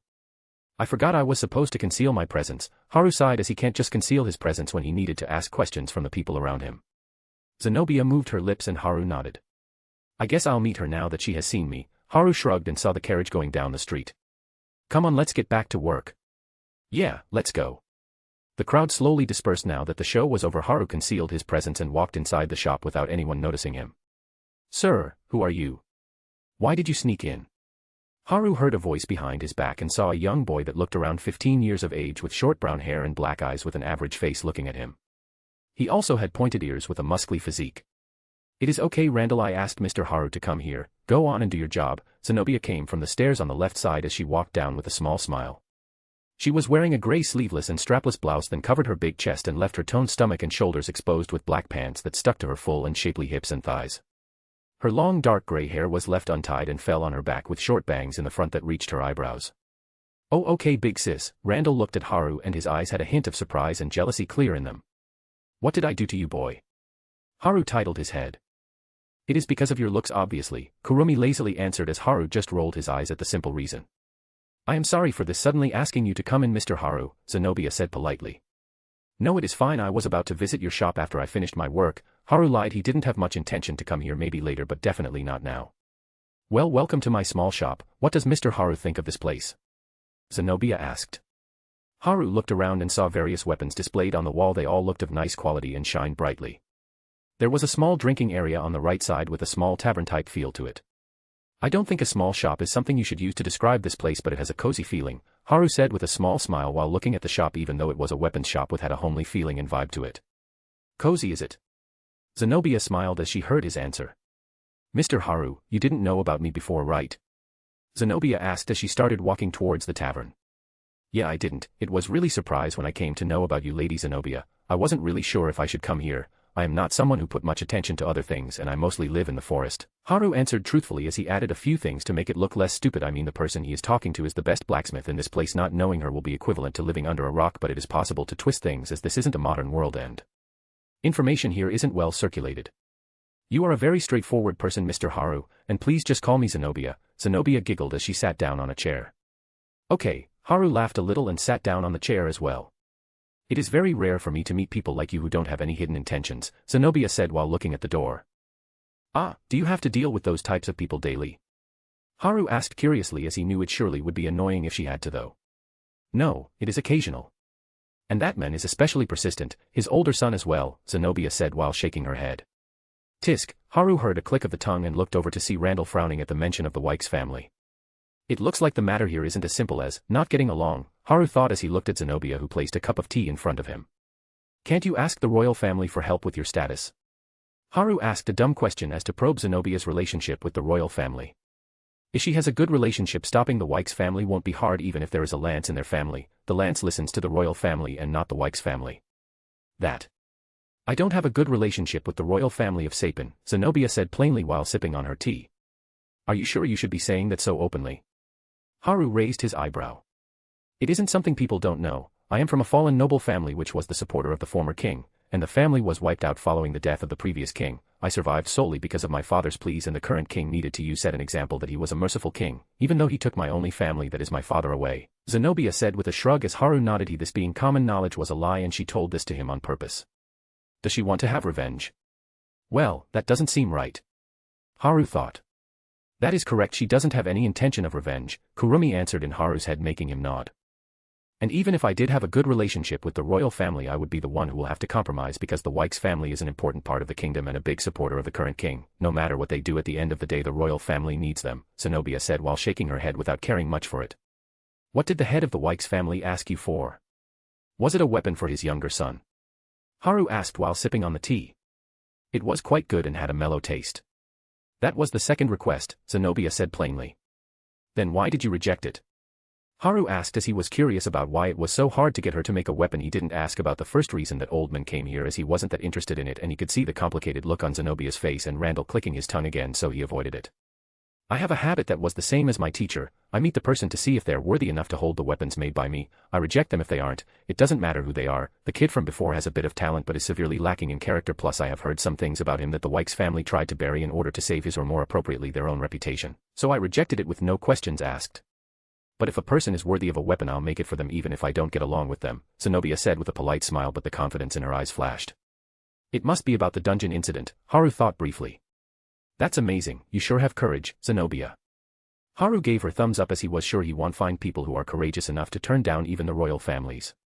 Seeing Haru's reaction, Zenobia giggled. You are amazing yourself, Mr. Haru. I haven't seen someone with two bonds before, and you are a powerful person with a splendid personality. I am really happy to meet someone like you, Zenobia said as Haru felt that her words weren't just for show, she actually meant every word she uttered.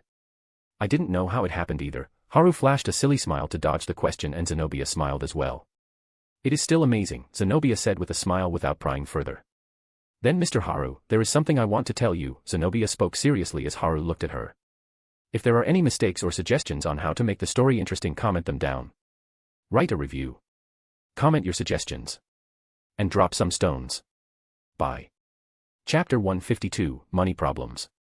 Mr. Haru, if need my help with anything, just tell me. You have saved my life. It is normal I would return the favor as well, so don't overthink this matter. Zenobia spoke in a gentle tone as she drew the line about how she only wanted to return his help and not because he was a strong person that she wanted to bring under her to go against the nobles. It was a clear intention to return his favor that was the reason she was so open with him about the bad blood she had with the royals and the nobles. So that if he didn't want to associate with her after this, she won't say anything. She is really something, Haru smiled as he looked at Zenobia, who had a gentle expression on her face and clear eyes. I'll keep it in mind. Haru accepted her offer. It wasn't something that will harm him anyway. Thank you for listening to my selfish request, and please come by here when you feel like it. The doors are always open for you, Zenobia said calmly while drinking her tea. Clatter asterisk. The sudden noise brought the attention of both Zenobia and Haru, who saw Randall drop a box full of sheathed swords and daggers. Are you okay, Randall? Zenobia asked with concern. Why, yeah, I am fine, big sis, Randall said quickly as he picked up the box and went to the back of the shop. Seeing that he was fine, Zenobia sighed and looked at Haru. Mr. Haru, do you have an interest in becoming an adventurer? Zenobia asked with curiosity. I was about to go to the guild to sell some of my spoils and also thought it was about time I register, Haru answered with a nod. Yes, that way Mr. Haru can earn money easily, Zenobia said with a nod. Yeah, that is the reason I was thinking of registering as well, Haru laughed as he scratched the back of his head.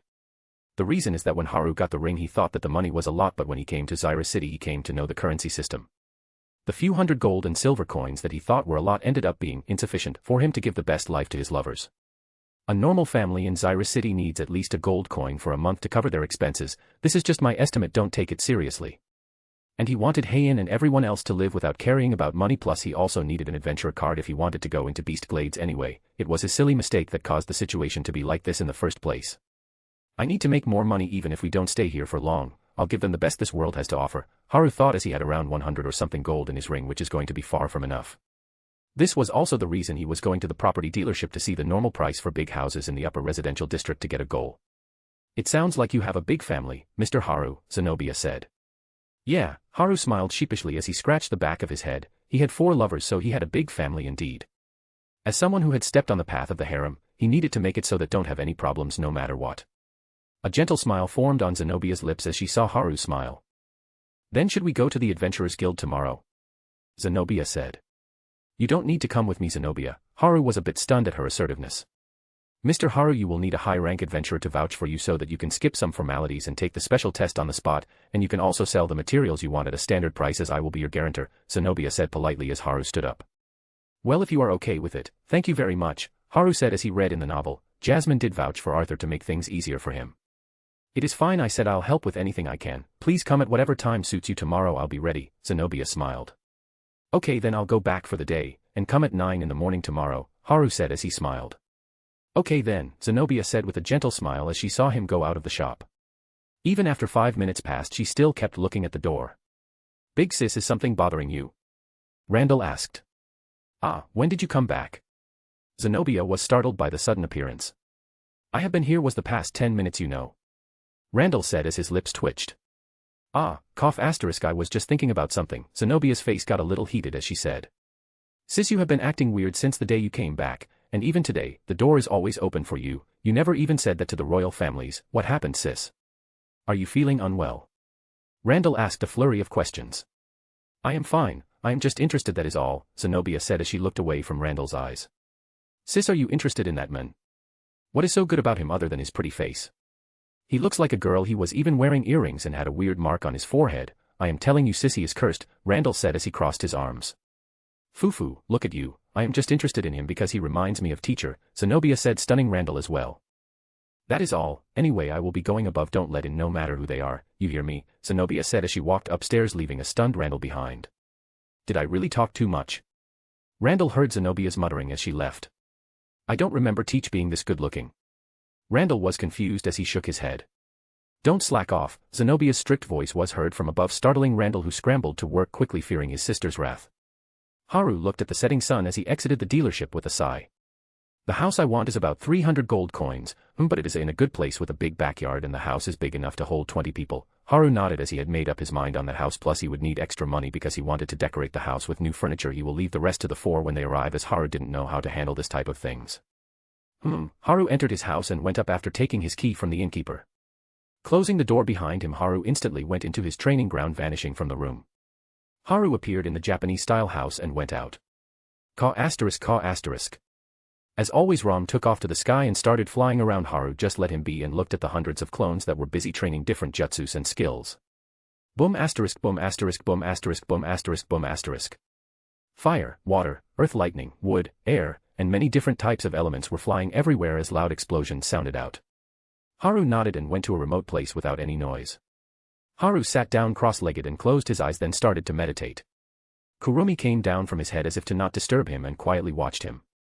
The nature energy all around started to gather around Haru as he concentrated and entered sage mode as an orange shade appeared under his eyes.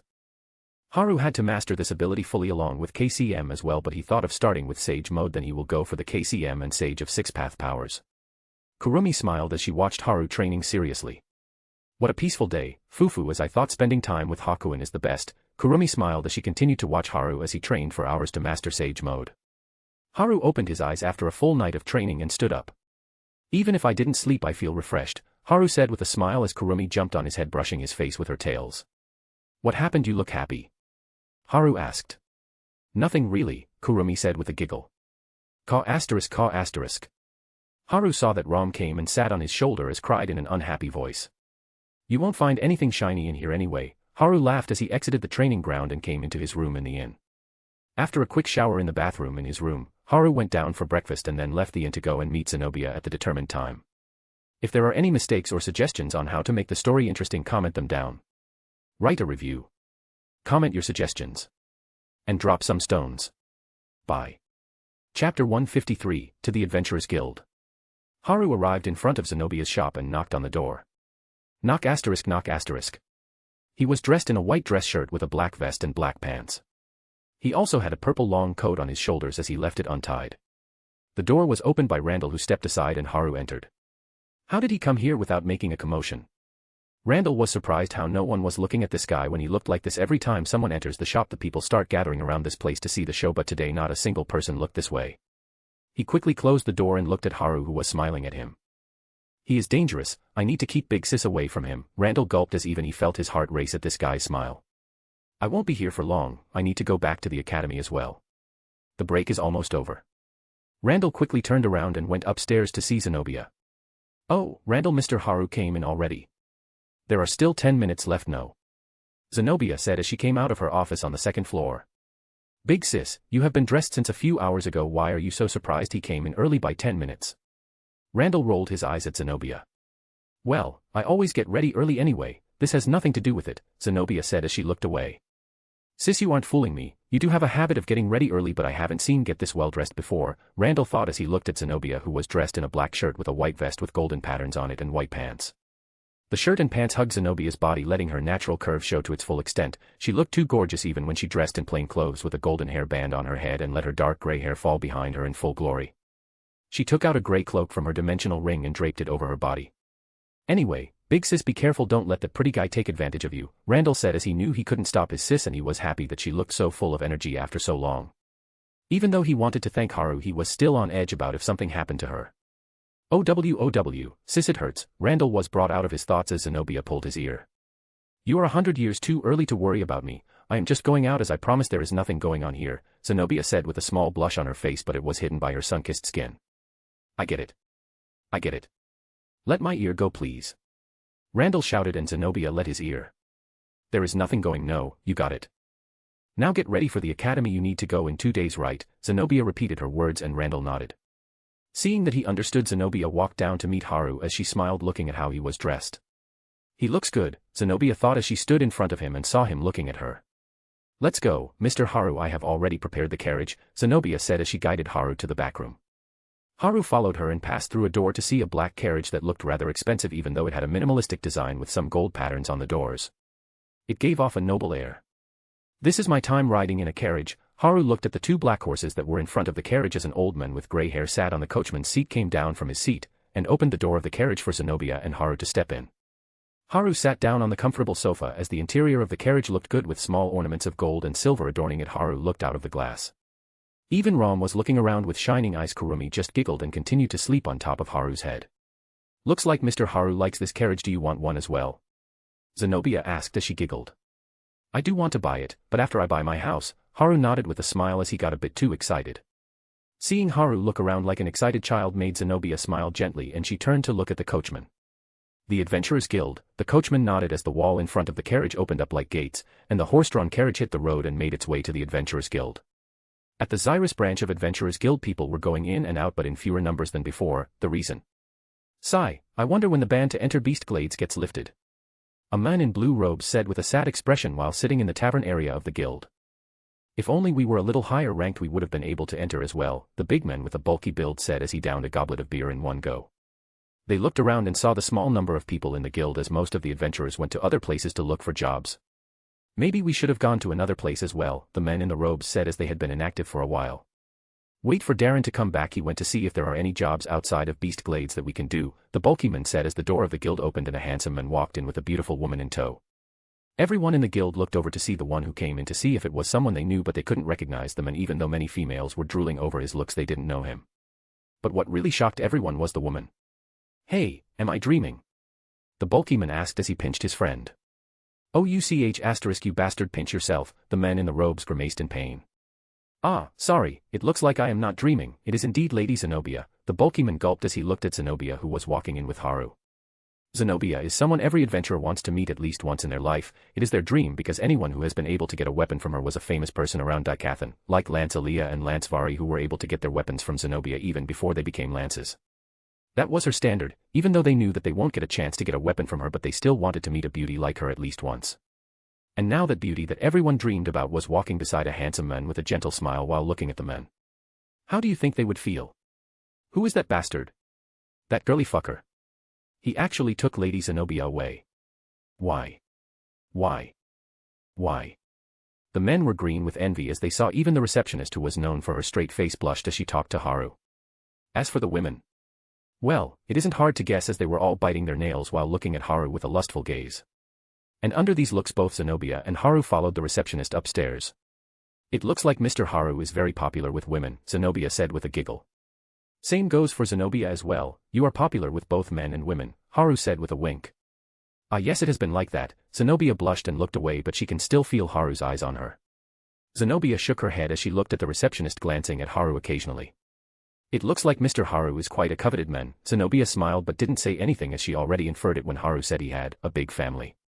The guildmaster is inside waiting for you, the receptionist said as she pointed at the door. Thank you, Haru said with a bright smile, making the receptionist blush as she bowed and scurried away. Zenobia went ahead and knocked on the door. Come in, Lady Zenobia, you don't need to knock on the door, the soft manly voice was heard from the other side. Chapter 154, What is my rank? Hearing the voice, Zenobia opened the door and walked in, followed by Haru, who looked straight to see a man. He had red hair which was slicked back with bangs framing his face. He had a face that can be considered feminine, with oval black rimless glasses sitting on his sharp nose, with his light red eyes looking up through the glasses. The man had a slender body but didn't look weak, wearing a blue shirt with a white tie under a white vest and white pants. Welcome, Lady Zenobia. If you told me before, I would have come to visit you instead, the man said with a slight bow. That will only make things difficult for the both of us, Mr. Bloodyheart, Zenobia said in a polite tone, making the men smile wryly, as he knew that was the truth, especially now when the relationship between Zenobia and the council was sour. I see Lady Zenobia is still angry at that issue. Anyway, I heard Lady Zenobia brought someone to meet me, the man said as he looked at Haru, who was looking at him with a smile, but for some reason, the man felt cold, as if he was standing in front of someone he couldn't figure out. I can't sense his mana core. Is he stronger than me? I have never heard about him. Where did he come from? And I can't even sense anything from those two beasts as well. What is happening? The man looked at Haru, who was looking like he had no worries regarding anything, while Kurumi, who was on top of his head, had her eyes closed, and Rom was looking around with shining eyes. If it wasn't for Haru, he would have already started to take the shiny golden objects around the office. Yes, this is Mr. Haru. I wanted you to meet him. Mr. Haru, this is Mr. Bloodyheart, the guild master of the Xyrus Adventurers Guild. Zenobia smiled as she introduced the two with an amused smile at Bladeheart's reaction. Hello, nice to meet you. My name is Caspian Bloodyheart, Caspian said with a smile as he moved his hand forward for a handshake. Likewise, my name is Haru Tsujikuni, Haru said as he shook Caspian's hand. He is surely stronger than me. His hands are one of a swordsman, Caspian thought as he looked at Zenobia, who was smiling while looking at Haru. So that's how it is. I should have known this guy isn't simple, Caspian sighed as he let go of Haru's hand. Let's sit on the sofa and talk, Caspian pointed at the sofa on the left side of the office. Both Haru and Zenobia sat down on the sofa, with Caspian sitting on the one opposite to them with a glass table between them. So how can I help you? Caspian asked Zenobia with a smile as he went straight into the main topic. Mr. Bloodyheart, I want to be the guarantor for Mr. Haru so that he can join the Adventurers Guild, Zenobia said calmly. Caspian expected this, but it's still surprising to see Zenobia of all people sponsoring someone. He quickly looked at Haru and the two beasts on his shoulders. He had wanted to ask him about how he was able to have two bonds of such level, but he didn't pry into that, thinking it would be rude. I still can't feel anything from him. It is like the moment my eyes leave him he will disappear. How is this possible? Caspian thought in amazement, as wasn't even able to feel a wisp of mana coming from him. It was almost like he didn't have any. Feeling Caspian's eyes, Haru smiled and opened his mouth. Mr. Bloodyheart, I have already hunted beasts before, so look at this and tell me what you think, Haru said as he took out some of the beast cores from his ring and placed it on the table. Seeing the shining beast cores, Caspian's eyes widened and he started to feel cold sweat gather on his back. The mana coming from these beast cores is strong. This is on the level of S-rank beasts, and there are about 8 cores of strong S-rank beasts, and the rest were emitting an even higher mana than that. Caspian gulped as he looked at Zenobia, who only nodded. Mr. Haru, where did you hunt these beasts? Caspian asked with a forced smile. In the beast glades, I met Zenobia there as well, Haru said, making Caspian's eyes widen as he looked at Zenobia, who nodded. Mr. Haru saved me that day. I saw him kill a beast who was stronger than S-rank with a single strike. Here is the beast core of that beast, Zenobia said with a smile as she took out a beast core from her storage ring.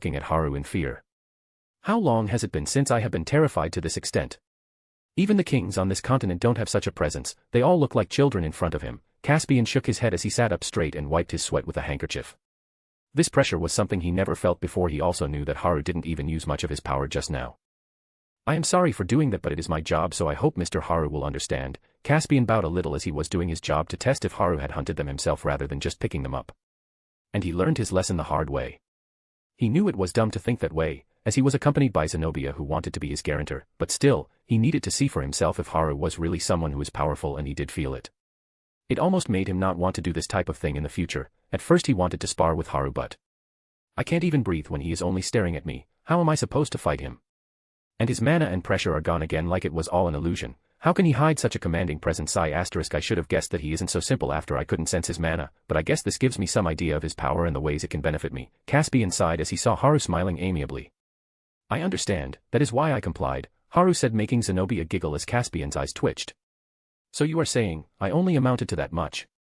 Let's not think about it or I might actually become depressed. Caspian sighed as he looked at beast cores and looked at Haru, who nodded.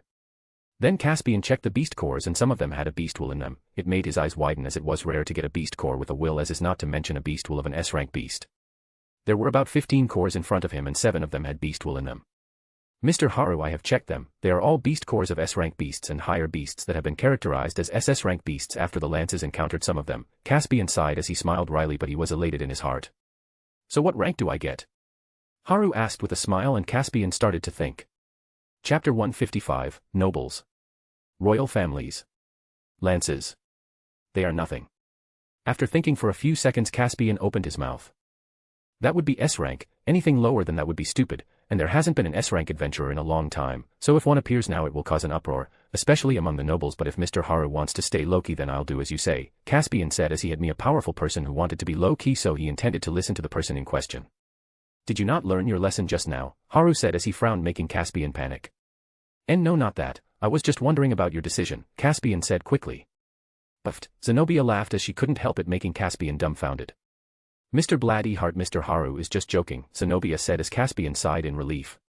Let's go with the S-rank then, I will be seeing you a lot in the future, Haru said as he placed his hand in front of Caspian. Likewise, Mr. Haru, I hope that our exchange is a fruitful one, Caspian said with a smile as he shook Haru's hand. Is it really okay, Mr. Haru? The nobles will make a ruckus that a commoner became an S-rank, Zenobia asked, as this was the reason why she herself didn't advance to S-rank, because with her status as if she added onto it with the title of S-rank the nobles won't sit still. Is that so? Haru asked, didn't know much about the nobles of Sapin as it wasn't explored much, but the few he read about were all stupid egotists. That is right, Mr. Haru, they will try to make things difficult for you, that is also the main reason I asked you if you wanted to keep a lower rank, as this issue is bound to get the attention of the whole continent, Caspian said calmly as Zenobia nodded. Well, it is fine. I am not worried about that, Haru said as he shook his head dismissively. I'll see who has the balls to pick a fight with me, if I make an example out of one the others will run away, Haru thought as he looked at Zenobia. Thank you for worrying about me, but it is fine, Haru said with a smile, making Zenobia blush, but she nodded after looking into his eyes. He has enough confidence in himself to not be bothered by something like authority. To others it might look like ignorance, but to me and Mr. Bloodyheart who have felt his power. Zenobia smiled as looked at Caspian, who was smiling wryly, and turned her head to look at Haru, trying to know him more.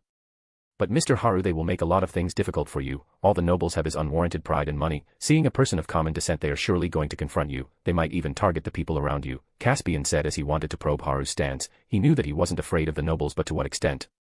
That is what Caspian wanted to know before he starts to make his moves. You can do whatever you want. You can hang a banner on my face in front of the Adventurer Guild, or you parade the streets. I don't really care.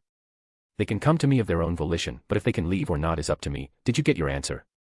Haru said with a chuckle, making Caspian a little embarrassed while Zenobia expected it.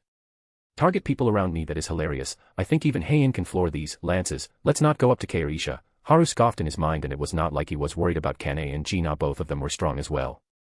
Haru just kept this as a reserved view because he hasn't seen the lances in action with his own eyes. They won't be a problem for him, but still, he wanted to see them and get an accurate measure of their power. So this was the safer assumption. Even though it is not like the nobles can move the lances, it is up to the royal family.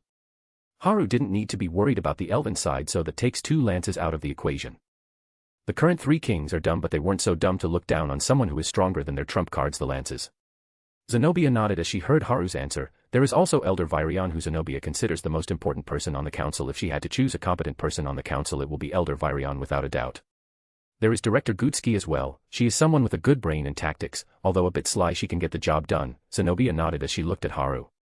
From the way Mr. Haru is going, he will surely have a conflict with the nobles and royalty. The King of Sapin is a bundle of inferiority complex, the Elven King is too indecisive, and the Dwarven King is too greedy. The only people in the council who are actually putting in any effort are Elder Virion and Director Gutsuki. I should let both of them meet Mr. Haru, as they will understand him. They are more open-minded and intelligent than the current kings, and if Mr. Haru has both Elder Virion and Director Gutsuki on his side, then it will be easy to influence the Eroliths and even the Gladers to some extent. Zenobia has been thinking hard about the council and how they are going to face the possible war with the unknown continent with those people at the helm. Mr. Haru, how should we deal with this? Caspian coughed as he tried to change the subject, and it also brought back Zenobia from her thoughts. I wanted to sell them to the Adventurers Guild in the first place. That is the reason I wanted to become an adventurer, Haru said as he could already tell that Caspian was eager to deal with these beast cores. Okay then, Mr. Haru, I will contact the Helstia house for the auction. This will also increase your prestige if we advertise it with your S-rank status along with Lady Zenobia if she doesn't mind it, Caspian said with a serious look. I am fine with it, as Mr. Haru is my lifesaver. If my reputation can give him an advantage, then it will be my pleasure. Zenobia had no qualms about it. And this way the guild can get an increase in their credibility as well. If you show that you have a good relationship with the current S-rank adventurer and Zenobia, I can see the reputation of the guild rising as well. This will also help Zenobia, as the nobles faction will think about their moves carefully, Haru said plainly as Zenobia nodded. This made Caspian smile wryly again as he was caught once again. I don't think I can hide anything from these two, and it doesn't look like I need to. Caspian was shocked by Haru's ability to read between the lines. As for Zenobia, he knew about her brilliance for a long time since they were kids. Although he is older than her, she was famous as a child prodigy with 3 elements when she was just 7 years old. But her future was destroyed in the fight for power between the former king and the current king. This guy is quite easy to read when he gets excited. I guess he has been waiting for the opportunity for a long time, Haru thought as he looked at Caspian. Then I will leave this matter to you, Mr. Bloodyheart. If you are going to do it, you better not fail, Haru said with a laugh, making Caspian smile as well.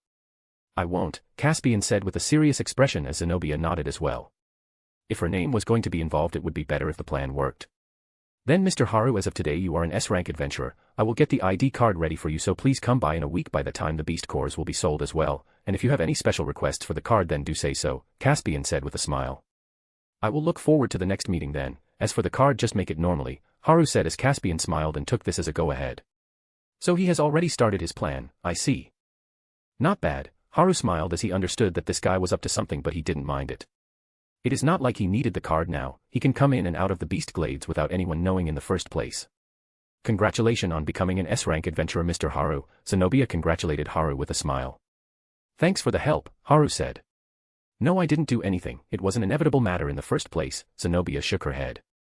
Still thank you, Haru said with a bright smile, as now his money problem is now gone as well. Zenobia blushed at his bright smile and looked at Caspian, who was looking at her, making her cough.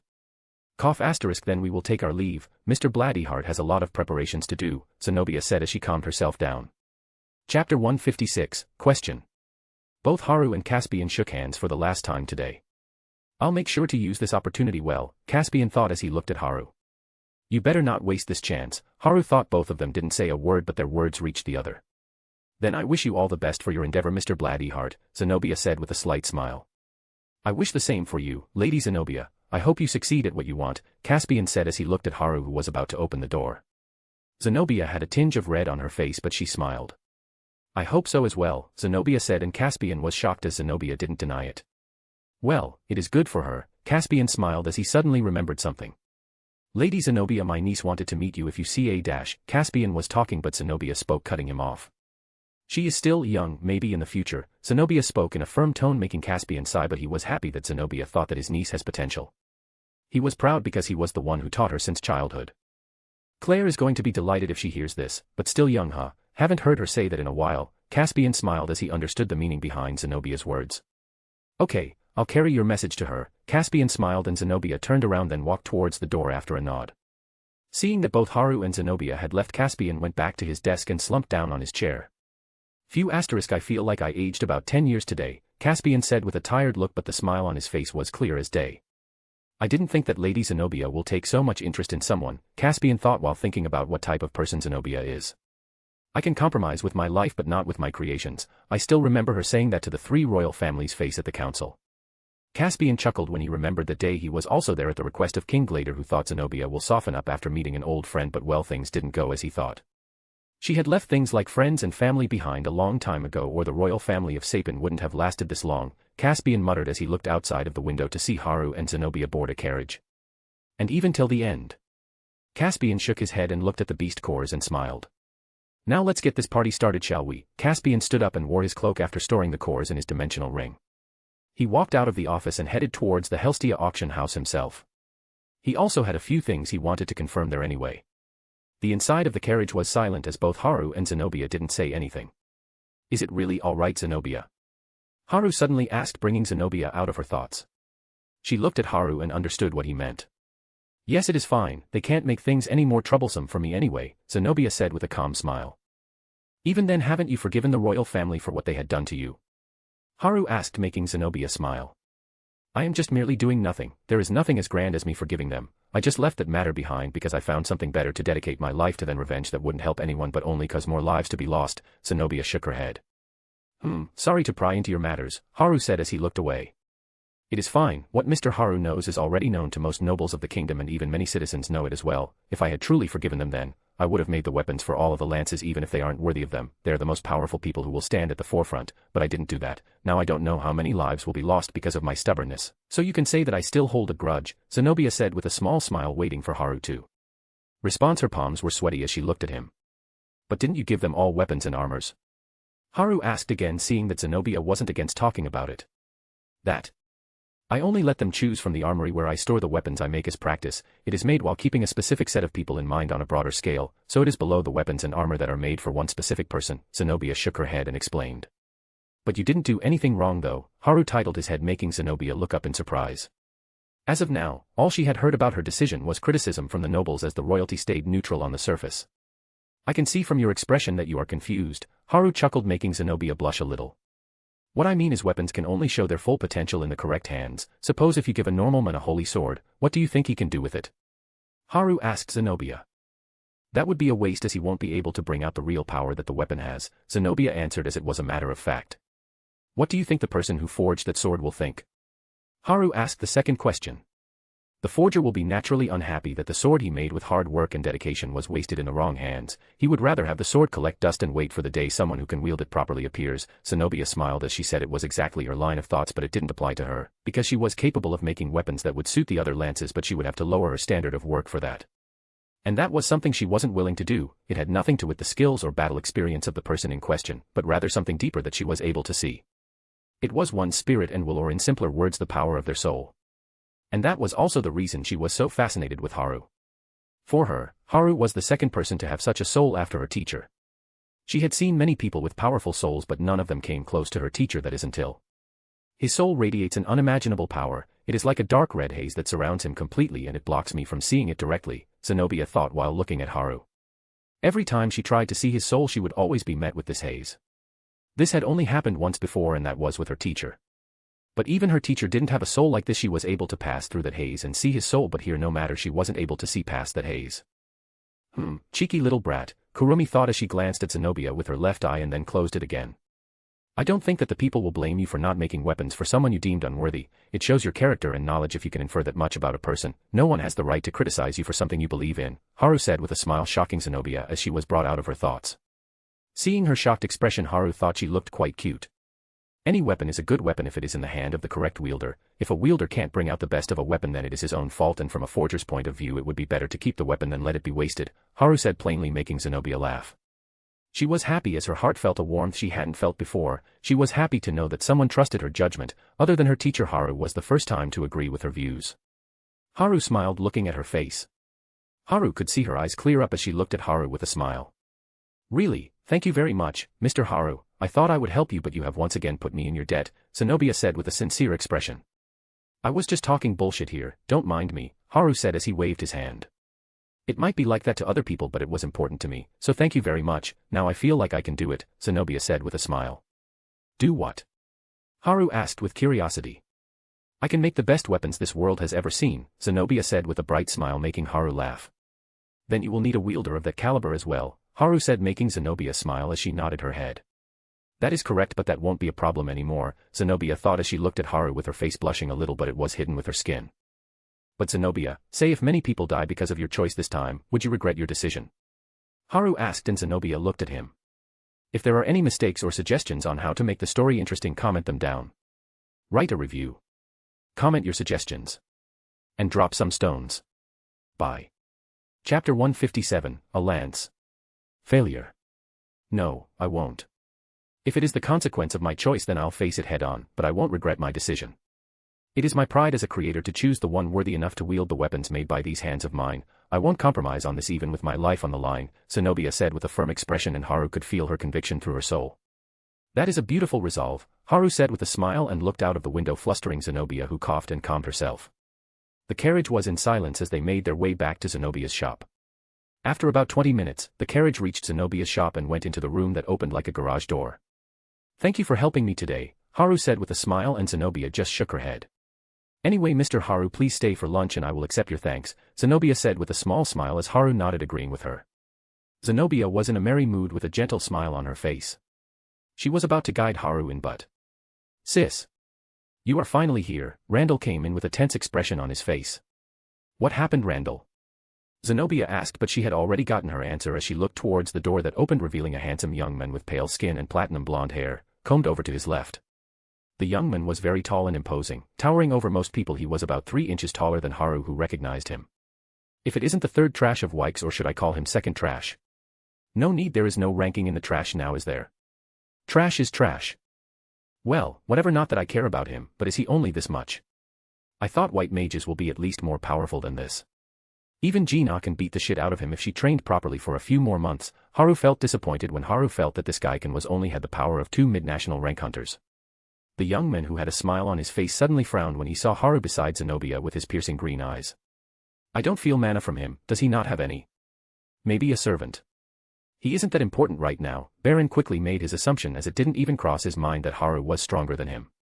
There were no such thoughts in his head. Baron, who lost interest in Haru, looked at Zenobia, and just as he was about to speak. Lance Baron, why did you visit without prior notice? Did I not tell you to send a messenger and I will reply accordingly? Zenobia asked as her cheerful mood was blown away. In its place a stern expression formed with a small smile on her lips.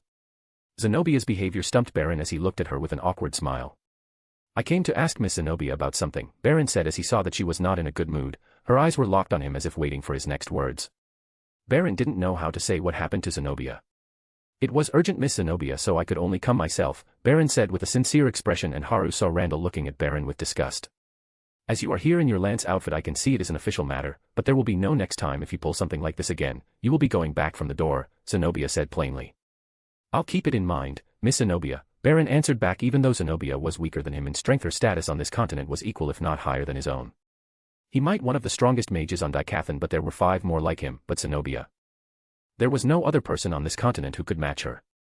She reigned at the top of her craft alone. The weapons she made were highly sought after by every warrior on the continent. Even the royal families of the 3 kingdoms did everything to bring her to their sides, but it all failed. Lady Zenobia, something happened with my weapons and armor, Baron said. What did they break? Are you here for repairs? Zenobia asked as she maintained her small smile even though she knew that what she said was wrong because if her weapons and armor really broke in battle, then the ones who would visit her today would be the council rather than Baron. She had enough faith in her skill and knew it wasn't possible for the weapon she made to break unless it was faced with a really strong opponent, and seeing how Baron had no injuries that could not be the case, Zenobia saw Baron taking a deep breath. I lost them, Baron said, stunning Zenobia. Can you say that again? I think I heard that wrong, Zenobia asked Baron to repeat his words. Randall had his mouth agape as he heard Baron. He lost the weapon and armor Big Sis gave him. And still came here with so much confidence. Seriously, these good-looking guys think that world revolves around them. Randall was cursing Baron in his heart as he looked at him in disbelief.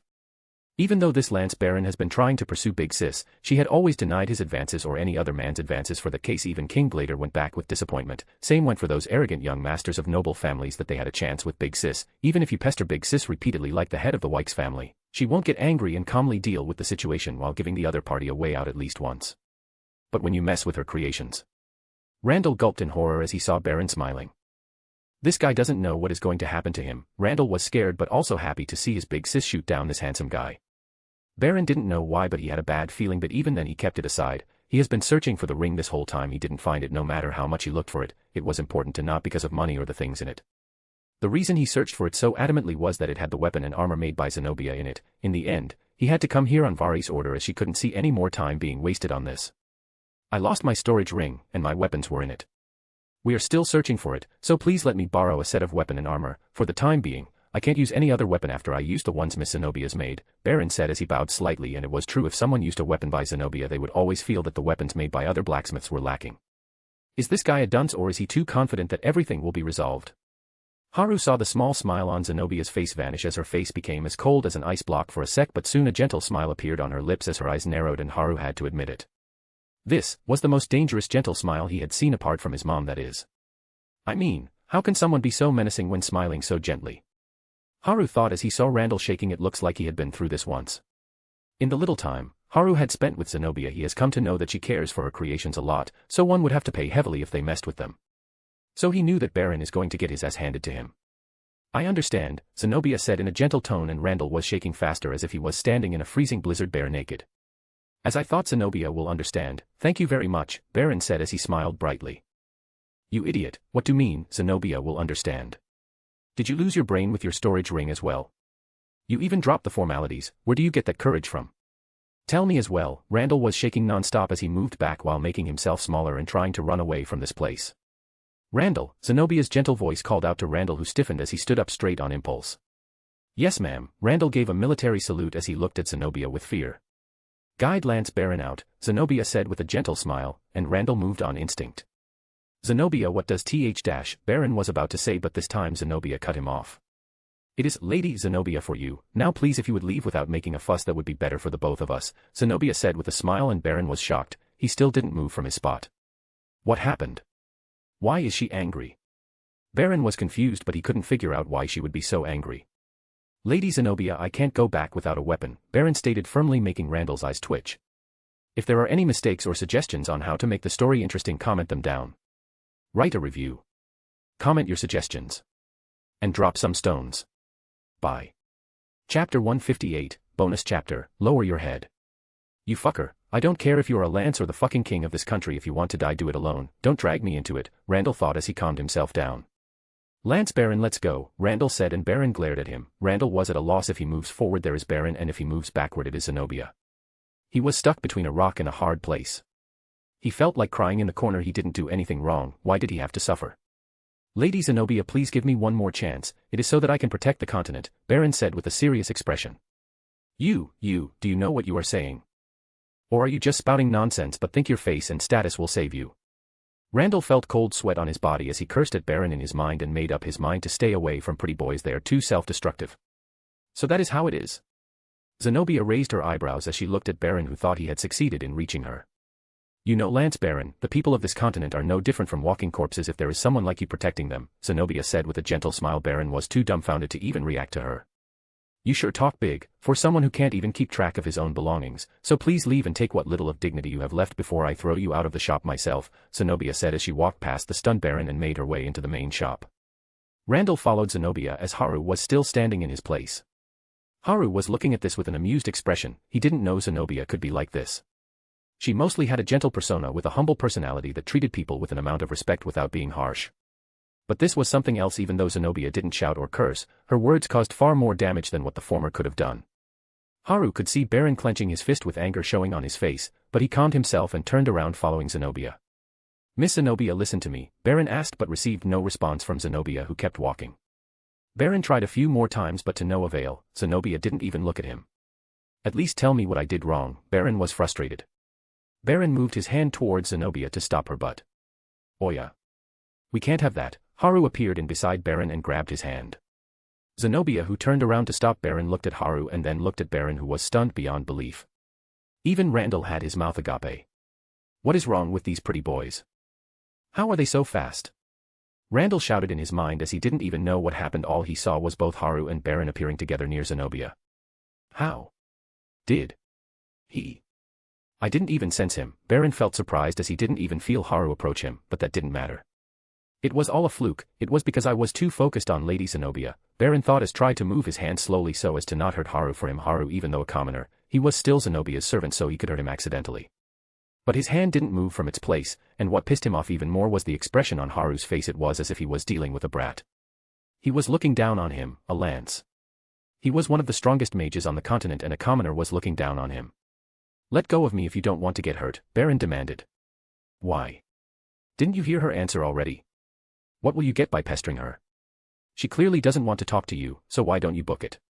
Haru said with a carefree smile which pissed off Baron even more. "It is between Lady Zenobia and me. A servant like you has no right to talk," Baron said as he straightened his back, looking down on Haru because of his height.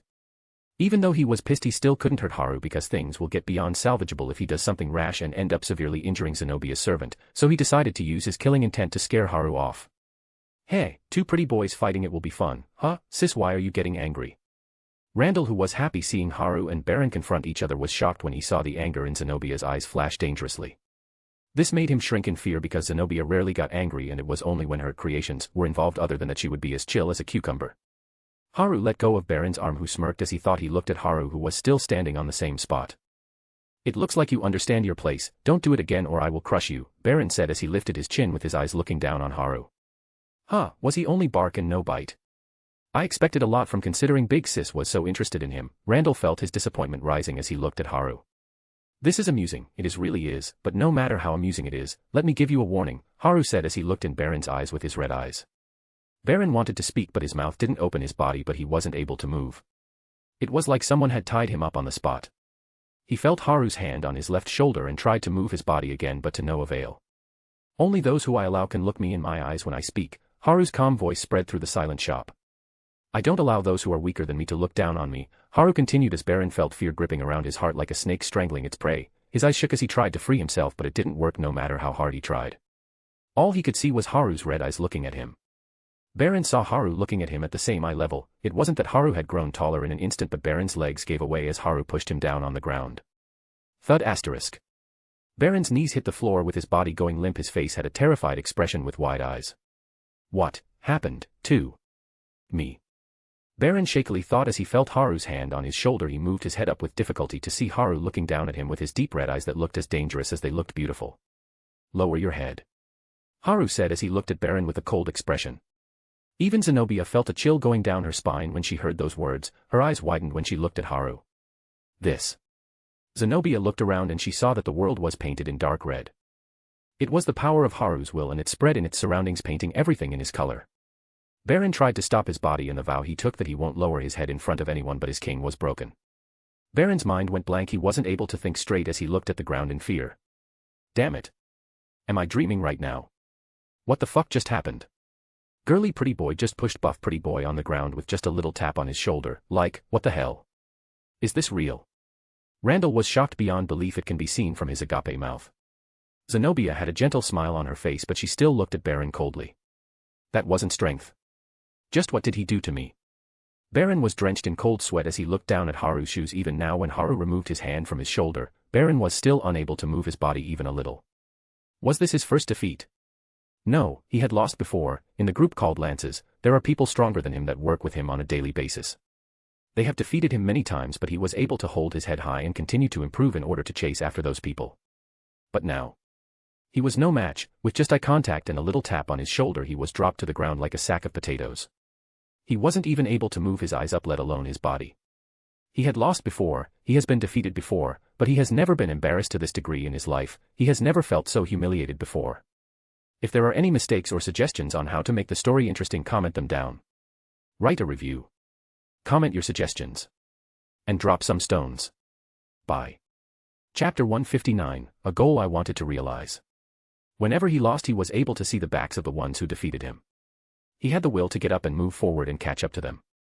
But things were different now. He couldn't see the back no matter how much he tried. He wasn't able to move his body up no matter how he wanted to stand up. He wasn't able to. Randall stood there with his mouth agape while looking at the scene. Haru looked at Zenobia, who was looking at him, and nodded. Seeing that, Zenobia walked over and stood in front of Baron. "Lance Baron," Zenobia called out in her gentle voice, making Baron look up at her.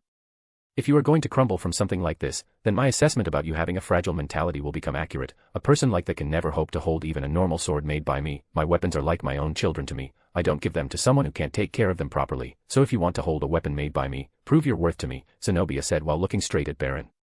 Baron's eyes widened when he heard that. They were the same words she said to the other lances when they complained about how Vari and Aaliyah had their personal weapons and armor.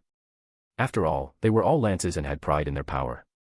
Zenobia's words were clear. "I don't care what the world thinks of you or how high the pedestal you stand on is. If you are confident in your strength, then prove me wrong and make me eat my words. If you can do that, then find me. My doors are always open. Otherwise, don't run your mouth in front of me again." These words made them shut their mouths. They had no choice but to take on this challenge and improve further. "All these years that I thought I knew her, but I was wrong. I don't know a thing about this person in front of me." Baron clenched his teeth as he looked at Zenobia, looking at him. "Stop, big sis, he is already dead. But I like this. Get a few more punches in." Randall felt a bit bad for Baron, but he was ecstatic when he saw how the pretty boy was getting shot down. He was even smiling without a care in the world. Baron stood up and looked at Zenobia. He took a deep breath and spoke. "Then I will make sure that no one else but me can hold the weapons you make," Baron said as he looked at Zenobia, who didn't have a reaction to that. "That is impossible. There is only one person like that, and it isn't you," Zenobia thought as she looked at Haru, who was yawning, but she chose not to say it. Following Zenobia's gaze, Baron looked at Haru and clenched his hands tightly. "For Lady Zenobia, I will surpass you," Baron said while looking at Haru's face. "What did I say before?" "Lower your head," Haru said, and Baron flinched, his gaze lowered without him knowing. Baron felt anger rise from his core, veins appearing on his forehead and neck as he ground his teeth, but he was weaker. That was how it was for now. But he vowed to make it different in the future. Zenobia shook her head and didn't say anything. Baron turned around and left the shop. "I'll make you pay for this." Baron was fuming when he saw that Haru didn't even take him for anything.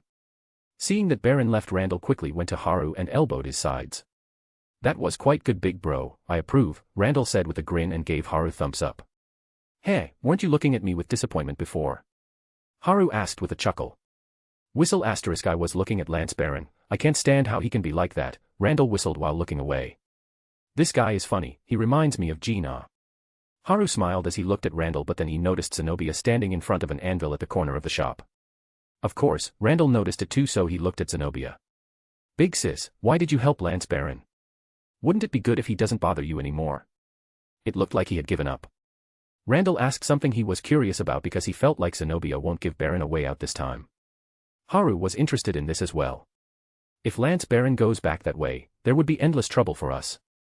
His mind was fully shaken and his worldview was broken down. A person like that can do something that will put many lives in danger, Zenobia said as she looked at Haru and Randall. Haru nodded as he understood that things would get a bit troublesome, and that is because this is a medieval time period. The information system here is messed up. The higher up can twist it whichever way they want and make them the enemy of the common populace. Not that this doesn't happen in a modern world, but it is more severe in a backward world. Randall nodded with his hands folded. "Okay, I don't get it," Randall said with a serious voice as he looked at Zenobia, who giggled. Even Haru shook his head. This guy resembled Gina a bit too much.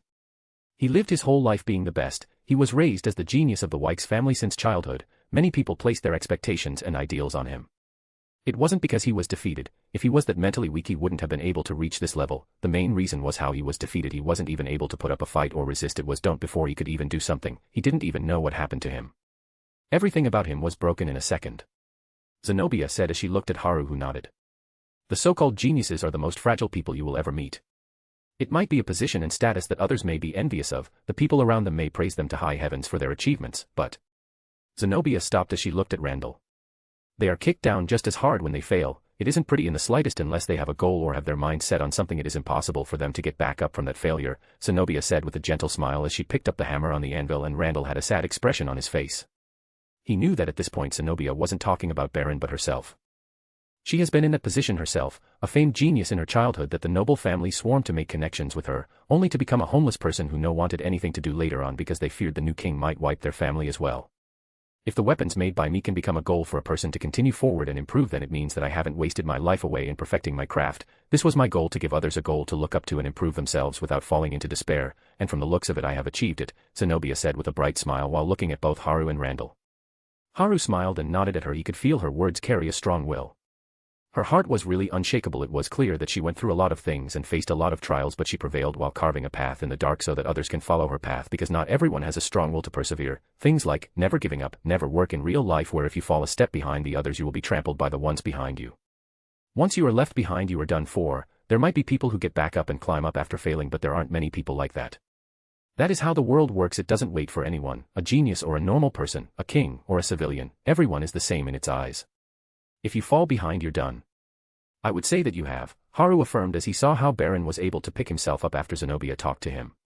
He had also seen how the civilians think highly of her. Thank you, Zenobia said as her face burned up. Even her dark skin wasn't able to hide it now. Randall looked at Zenobia and Haru a few times, then nodded his head. Sir Haru, Randall called out to Haru, who looked at him. Please take care of my big sis, Randall said while bowing his head. What?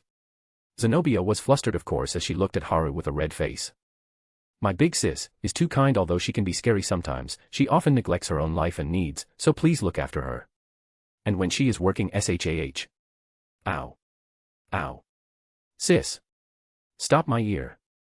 Randall, who was asking Haru, was crying out loud as Zenobia was pulling his ear with a flushed face.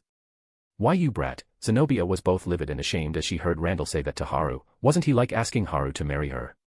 I should have killed her before, Kurumi's voice sounded in Haru's head, making him smile wryly. And with this small episode they went to have lunch, and Haru had to say that Zenobia's cooking was first class. If there are any mistakes or suggestions on how to make the story interesting, comment them down. Write a review. Comment your suggestions. And drop some stones. Bye. Chapter 160, These people are sus as hell. Before you guys start reading, I want to ask a favor from you guys. The thing is, I want the readers who have read till now to write a review for the book till now. I don't need a super detailed review. A simple one will do. All you need to say are the things you like about the FIC and the things you don't like. There are very few people who actually do that, and the reason I want to ask this is that this will also help the future readers. If this FIC gets any, they will know what they're getting into and what to expect. The few people who have been proactive about giving me feedback are too stupid, so I can't take what they say seriously, so I want your, readers, help on this. Thank you. Haru came back to his room in the inn. It was almost evening by the time he was able to come back. Kurumi went back to the soul space to do something. Haru sat down on his bed for a while as Ram had vanished once more to fly around the beast glades. So Haru was alone at the moment. Haru went down to the eating area in the inn and had some food before slipping away into his room to not be bothered by drunk women wanting to take him to their room. Then, after training till late into the night in his training area, Haru came out and laid down on his bed. I need to speed up the process. I don't know how much time I have now. Haru thought seriously. He had been training daily even while searching for suitable dungeons for Heian and the others. Just as Haru was about to go to his house at the beach in the Beast Glades, he received a message from Ram. Haru was a bit surprised and quickly went to where Ram was with Flying Raijin. He appeared on a tree branch beside him. Ram quickly pointed at the group of people who were covered in dark cloaks moving into a dungeon. What are these people doing here at night? They don't look like adventurers or a patrol team, Haru thought as he saw the group of 8 enter the dungeon while looking around. They are sus as hell, Haru thought as he jumped down on the tree, and Ram also landed on his shoulder. Haru quickly entered the dungeon with his presence being fully concealed. He entered the dungeon and all he saw were trees. It was like someone had fully packed this place with trees. There was a little gap between the thick trees.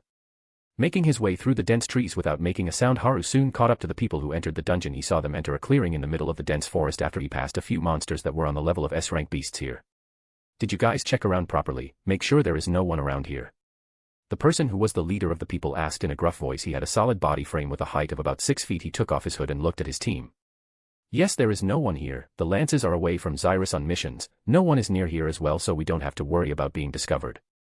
And we have deployed the monsters around the dungeon to block any possible entry, so if someone enters we will know and be able to evacuate easily. A soft feminine voice answered, making the leader look at the person in question. She had already taken off her hood. She had long blonde hair, fair skin, and watery blue eyes. She had excellent looks and a nice proportional body that was hidden with her oversized cloak.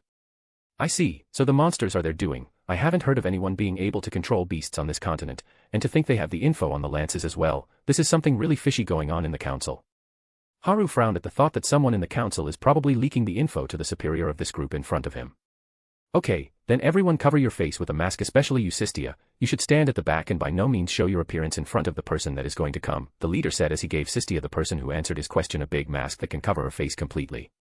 Oh okay, Sistia nodded with a shaky voice. She had heard about what had happened before, so she didn't say anything and put the mask on her face and tied her hair in a bun, then covered her head with a hood.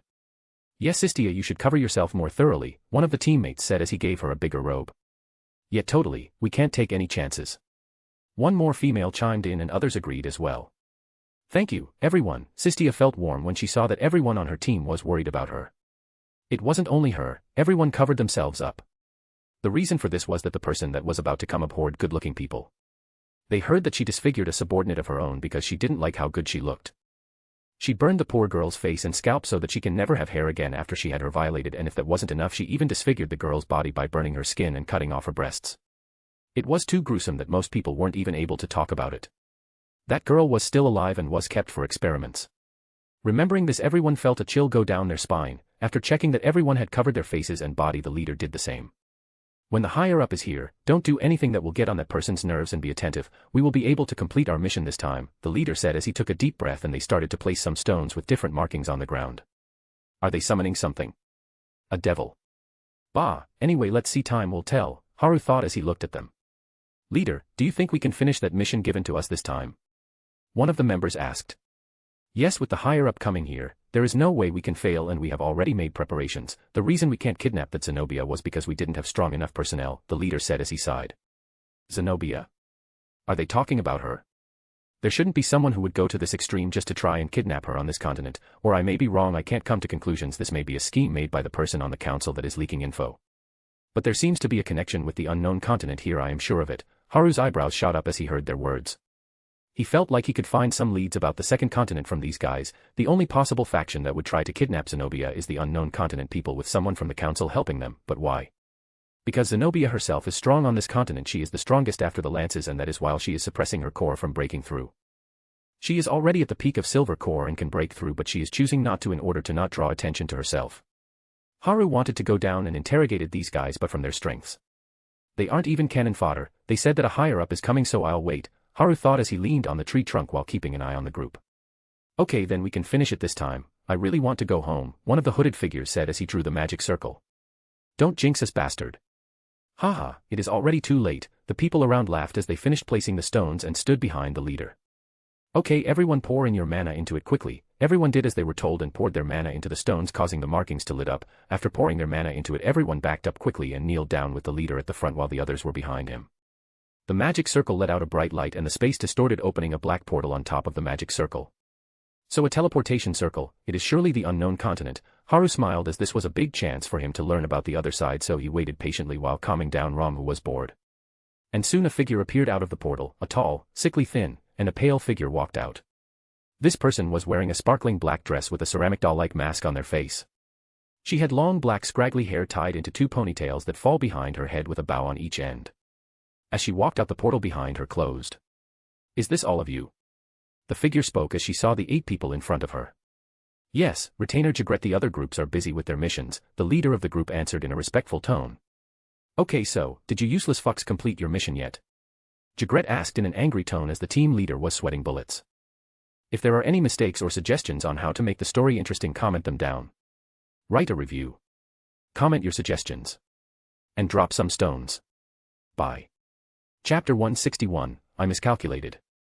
No, Retainer, we couldn't find the chance to infiltrate the city because of the lances that came by without any indication, and that woman rarely leaves the Xyrus city. When she came to the Beast Glades, we even used monsters to try to injure her and then kidnap her, but we had to abort that plan as 3 lances came into the forest, so we had no other choice, the leader said with a stutter as he felt the killing intent leaking from Jagret. TCH, why did I get sent here? Give me the short report, say more words than necessary and I'll kill you, Jagret said as she looked at the leader. The lances have already been sent far away from Xyrus City where we need to capture the target so we can make a move anytime, but we weren't able to find the whereabouts of the beast that caused the huge fire in the beast glades and now there are no traces of it other than a scorched area with a lava lake with a width of about few kilometers, the leader said quickly. So you failed both of your tasks. Useless shits, give me the portrait of the person, I only need to take her back, Jagret cursed as she said, and the leader gave her a rolled up paper tied with a string. Jagret opened the paper and she saw a beautiful woman that you won't find even if you look all over the 2 continents. She was even more good looking than that damned bitch. Zenobia had incomparable looks and a mature body that went with it. Jagret's eyes flashed with anger and murderous intent. Bang asterisk. That be asterisk TCH must have done this on purpose. Does she think she can do anything because she is pretty? She must have sent me here on purpose. She just wants to see me suffer as I take this person back. Green mana came out of Jagret as her killing intent went off, pushing everyone in front of her to the ground. Her mind was a mess and anger had clouded her mind. All she wanted was to go back to Alacria and rip that bitch to pieces, but fuck. Fuck. Fuck. Fuck. Jagret was cursing in her mind as she couldn't do this, even if she wanted to. The person who told her to come here was her superior, and even though she hated her to the core, she was still weak in front of her. Damn it, Jagret stomped her foot and the ground beneath her cracked. She remembered the words that came with the message. If you touch even a single hair on this woman's head, God's wrath will await you. This was the message she got, so she couldn't even torture this person as she was important to their god. Her superior VS of Ritra was one of the 4 sides under their god, and she personally said this to her knowing her tendencies. So even if she wanted nothing but to torture this woman she was supposed to take back, she couldn't as it was an order from their god. She looked at the trembling people. She couldn't help but get even angrier. How are these weaklings going to help me anyway? I have to do this alone and quickly. I can't take this, Jagret scoffed as she withdrew her mana, and all of the people gasped for breath. Just as Jagret was about to leave. I thought someone strong was going to come, a calm voice spread out causing everyone to turn around and look at the source. Even Jagret looked at the source, but her eyes flashed as soon as she saw this person. But, you are just another cannon fodder, Haru said as he had a bored look on his face. She has at most twice the amount of mana Thomas has, Haru thought as he was disappointed, but it was still something as he had read in a cultivation novel. Even a mosquito's meat is still meat, so the information he was about to get may be little, but it was better than nothing. You, damn you, Jagret was angry beyond belief, and it wasn't because of what he said, it was because of his appearance. Any person, no matter how famed for their looks, if they look at him they can only feel inferior. That blacksmith bitch and that bitch as well, they are nothing in front of him. It is like comparing dirt with a diamond. Jagret felt even angrier the more she looked at him.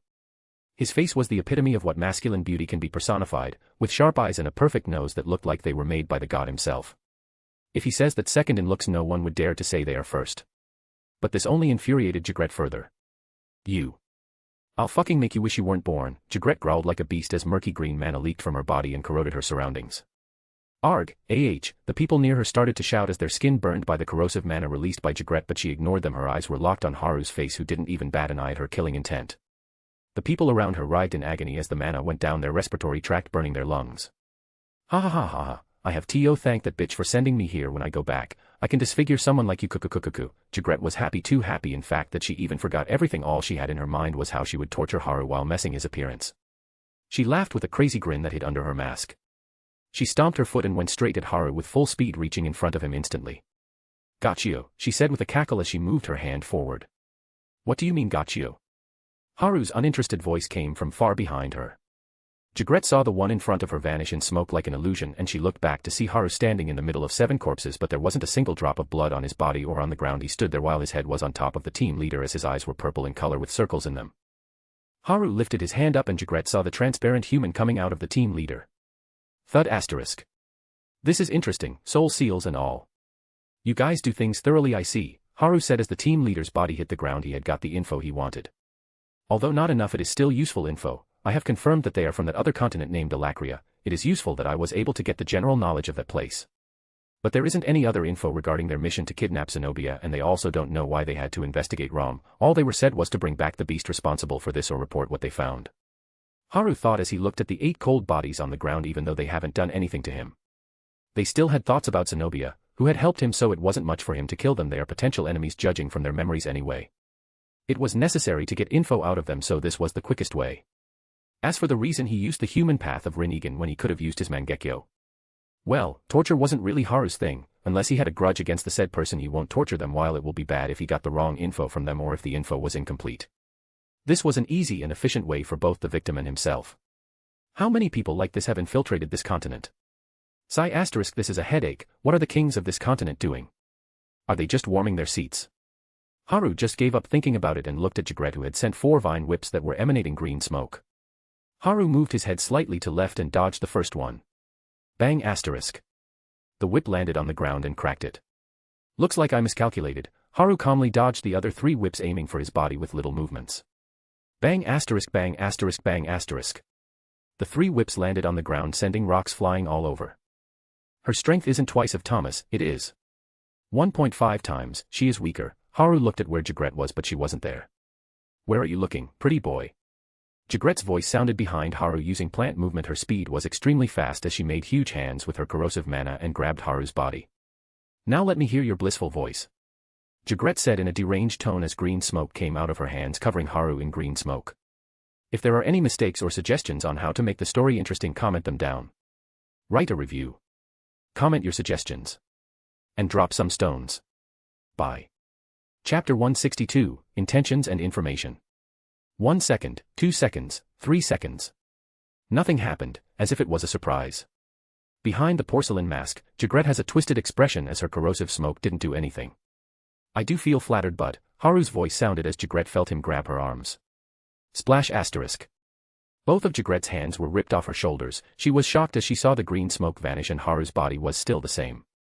It is a no from me, Haru said, and Jigret felt her back was covered in cold sweat. Plant's coffin, Jigret shouted as vines as thick as 2 meters rose from the ground, circling around both Haru and herself. The vines had a murky green color with thorns coming out of them. They instantly covered both Haru and Jigret. The vines were even more toxic as the ground was corroded as it made contact with it. But just as she was touched by the vines, she vanished from the encirclement and appeared outside, and quickly appeared outside where the vine whips she used before were. She looked at the ball of vines that were slowly getting tighter and made a beeline for the trees in the surrounding. She jumped straight into a big tree as if she went inside it. Tree healing, Jigret's voice sounded, and the tree was reduced to just dust and Jigret came into view with her arms healed. They were as good as new. I didn't expect I would need to use this, Jigret said as she looked at the vine ball with hateful eyes. That guy had ripped off the sleeves of her dress and she couldn't even torture him.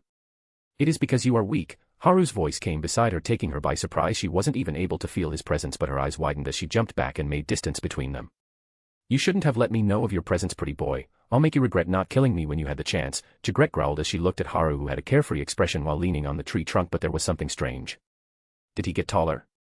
Jigret said as she looked up at Haru in shock. And how are you going to make me regret that in your current situation? Haru said plainly as he looked at Jigret, who was lying down on the ground with her arms and legs cut off. She was surprised to see herself in the pool of her own blood. When did this happen? He didn't even attack. Why are my limbs chopped off? How did he get so strong all of a sudden? Jigret was panicking as she saw Haru walk toward her. She was able to fight with him before, but then suddenly she was lying on the ground. There is no way she is going to accept this. She vanished from where she was lying and went through a few trees to heal herself. After she was done, the trees were reduced to dust once again. Let's see if I can make you regret this or not, Jigret spoke with a deranged tone as hundreds of vines shot up from the ground and attacked Haru, who was looking at her. What are you yapping about? You are still on the ground, Haru said as he walked towards the stunned Jigret, who looked around and saw that all of her vines weren't there and she was still lying in the pool of her own blood. Let me tell you one thing, Haru said as he reached in front of her. You have been lying here from the start as I searched through the memories of those guys, so if you were thinking that you were putting up a fight, then you are dead wrong, Haru said as he crouched in front of Jigret, who had fear in her eyes as she looked at Haru's sharp red eyes that gleamed under the light. I have been lying here from the start. I was in an illusion. Jigret was in denial that someone as strong as her could be defeated so easily. Oh, and one more thing, Haru suddenly said as his hands had a porcelain mask in his hands. I can see why you would want to wear a mask, Haru said as he crushed the mask in his hands. Jigret's face twisted as Haru saw her corroded skin with a small horn on her forehead. Haru didn't waste any more time and placed his right hand on top of Jigret's head, yanking her soul out of her body without even giving her a chance. Haru looked through her memories. He saw the seal on her soul was stronger than one before, but it was no use in front of the Renegan. The seal's purpose was to kill the person when they divulge any information, but what if someone read the memories from their souls rather than asking them? Haru quickly saw Jigret's memory from her childhood to her teens when she was a beautiful woman, but then she was given the chance to become the retainer of Vs of Ritra. After that, her body was corroded by her element and her beauty was lost forever. Ugh, I feel dirty, Haru thought as he saw how Jigret had tortured several beautiful women by burning their skins and faces and much more that he wished he didn't see. Anyway, this is certainly a problem, Haru muttered. It hasn't even been more than 30 seconds since Jigret came here and Haru had already finished them all in about 5 seconds.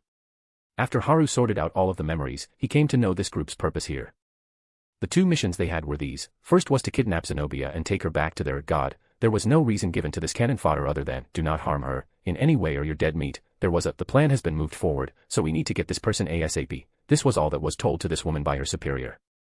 It isn't hard to guess what they are planning. I have seen memories of them building ships and other things to carry soldiers across the sea, which means. Haru paused for a bit to take a look at the magic circle, but all the stone had vanished after with the portal. So that means it was a one-time use thing.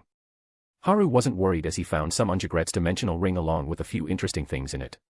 They can't use these portals stably at the moment or they would have already taken over this continent, so their only way to get here is by ships, and to make such powerful ships they need a master blacksmith, and I can tell that they want more than just ships made by Zenobia. Haru nodded as he said. He understood why they were after Zenobia now. As for the second mission, it was about to either get the beast that caused the huge explosion in the beast glades or to get as much info as possible. When Haru looked at Rom, who was the cause of all this, and after reading the search team's memories he saw that they didn't know anything about Rom, so that was done as well. There is no danger to him in this whole situation. They don't know anything about him yet, but considering that they have so many spies around the continent, it will be soon that they notice him. But Haru was sure they won't take him seriously as they don't know how powerful he really is. To them he was just an extra lance, so they'll ignore him for sure. They weren't really a problem for him, it was too easy to deal with them, but they are too powerful for this continent, and this is just a retainer and she is already way stronger than Baron. She can easily take out 3 or 4 barons. There are 4 scythes and the one they call God, Haru was amused at this, and he had seen some of the scythe's power from the memories and he wasn't impressed in the slightest. The strongest scythe is at most 1.5 times of Kamish level. They are weak and pathetic. And I don't have much expectation from this so-called god, and there seems to be a third faction as well. Haru paused for a bit and looked at Rom, who was hovering over the corpses of the 8 people from before as he discharged the golden powder from his wings. Flare asterisk. All 8 bodies burned in dark red flame without even leaving ashes behind. It was like they weren't even there to begin with. Haru had already checked their belongings and there wasn't a single useful thing in them other than Zenobia's schedule, which showed Haru how closely they had watched her in order to make this. They even had the daily routine of Randall, which wasn't surprising, but Haru that there was no mention of him in here, so that means the spies have moved before he went there. Anyway, I'll take this as a gift. Haru smiled as he put Jagret's corpse in his inventory and Rom sat on his shoulder arranging his feathers. If there are any mistakes or suggestions on how to make the story interesting, comment them down. Write a review. Comment your suggestions.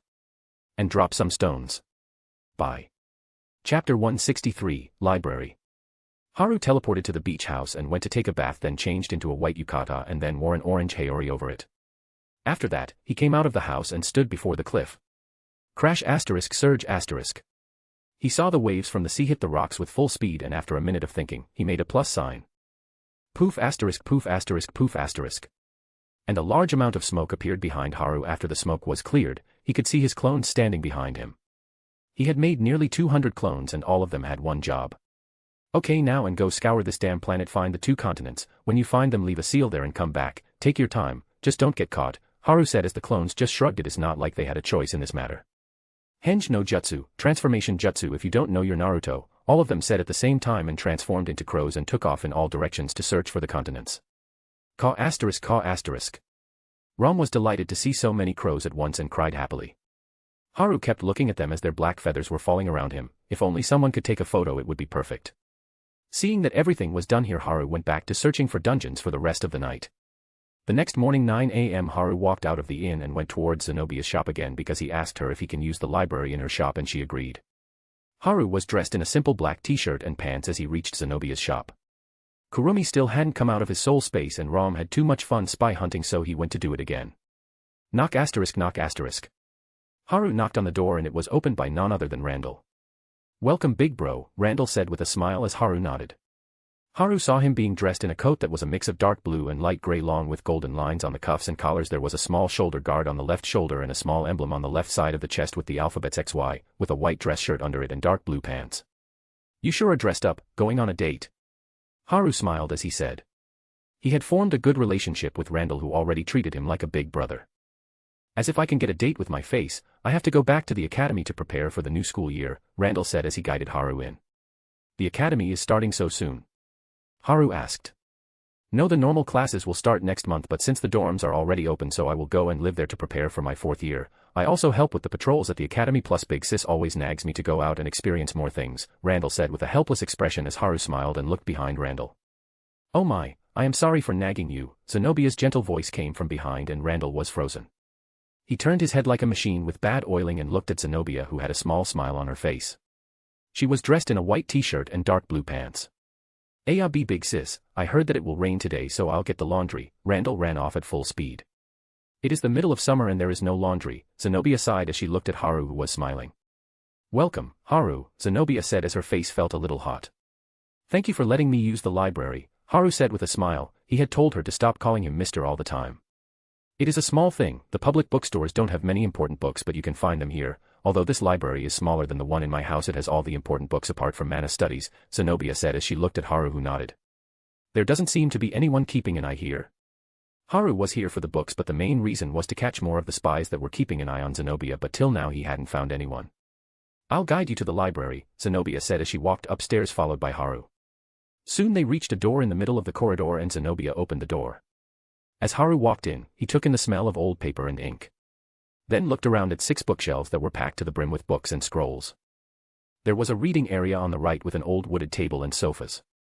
"Well, Haru, please read to your heart's content," Zenobia said as she went out after Haru nodded. He went to the history section and started to read the books related to the history of this continent, and he had made the right choice. These books had much more than the normal ones he bought from the bookstores. Still, many events weren't here, so Haru could only read this. He picked up 5 books and took them back to the reading area. After Haru finished one book, the door opened and Zenobia walked in with a tray in her hands. "I brought some elven tea, it helps with concentration," Zenobia said as she placed the tray that had a white porcelain kettle and cups. "Thank you, but you didn't have to," Haru said as he saw her pouring steaming hot tea into a cup. "It is okay, Haru," Zenobia said as she placed a cup in front of him. "Ah, I forgot about the snacks," Zenobia suddenly remembered. "Don't worry, I have some here with me, come on, eat with me," Haru said as he took out a jar of choco chip cookies and a few pastries. "Oh okay," Zenobia said as she looked at Haru, who was smiling, and sat down after pouring herself a cup of tea. Haru took a sip of the tea and it was excellent. It was really helping him clear his mind so that he can concentrate. Haru thought it was just a saying, but apparently not. On the other hand, Zenobia was also surprised as she finished one of the cookies.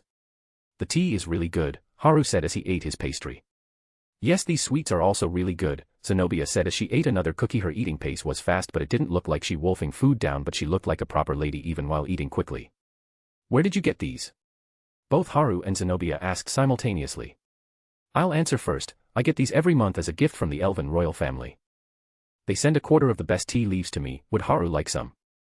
Zenobia asked as she wiped her face with the napkin. "I can buy these in the market, right?" Haru asked, but Zenobia shook her head.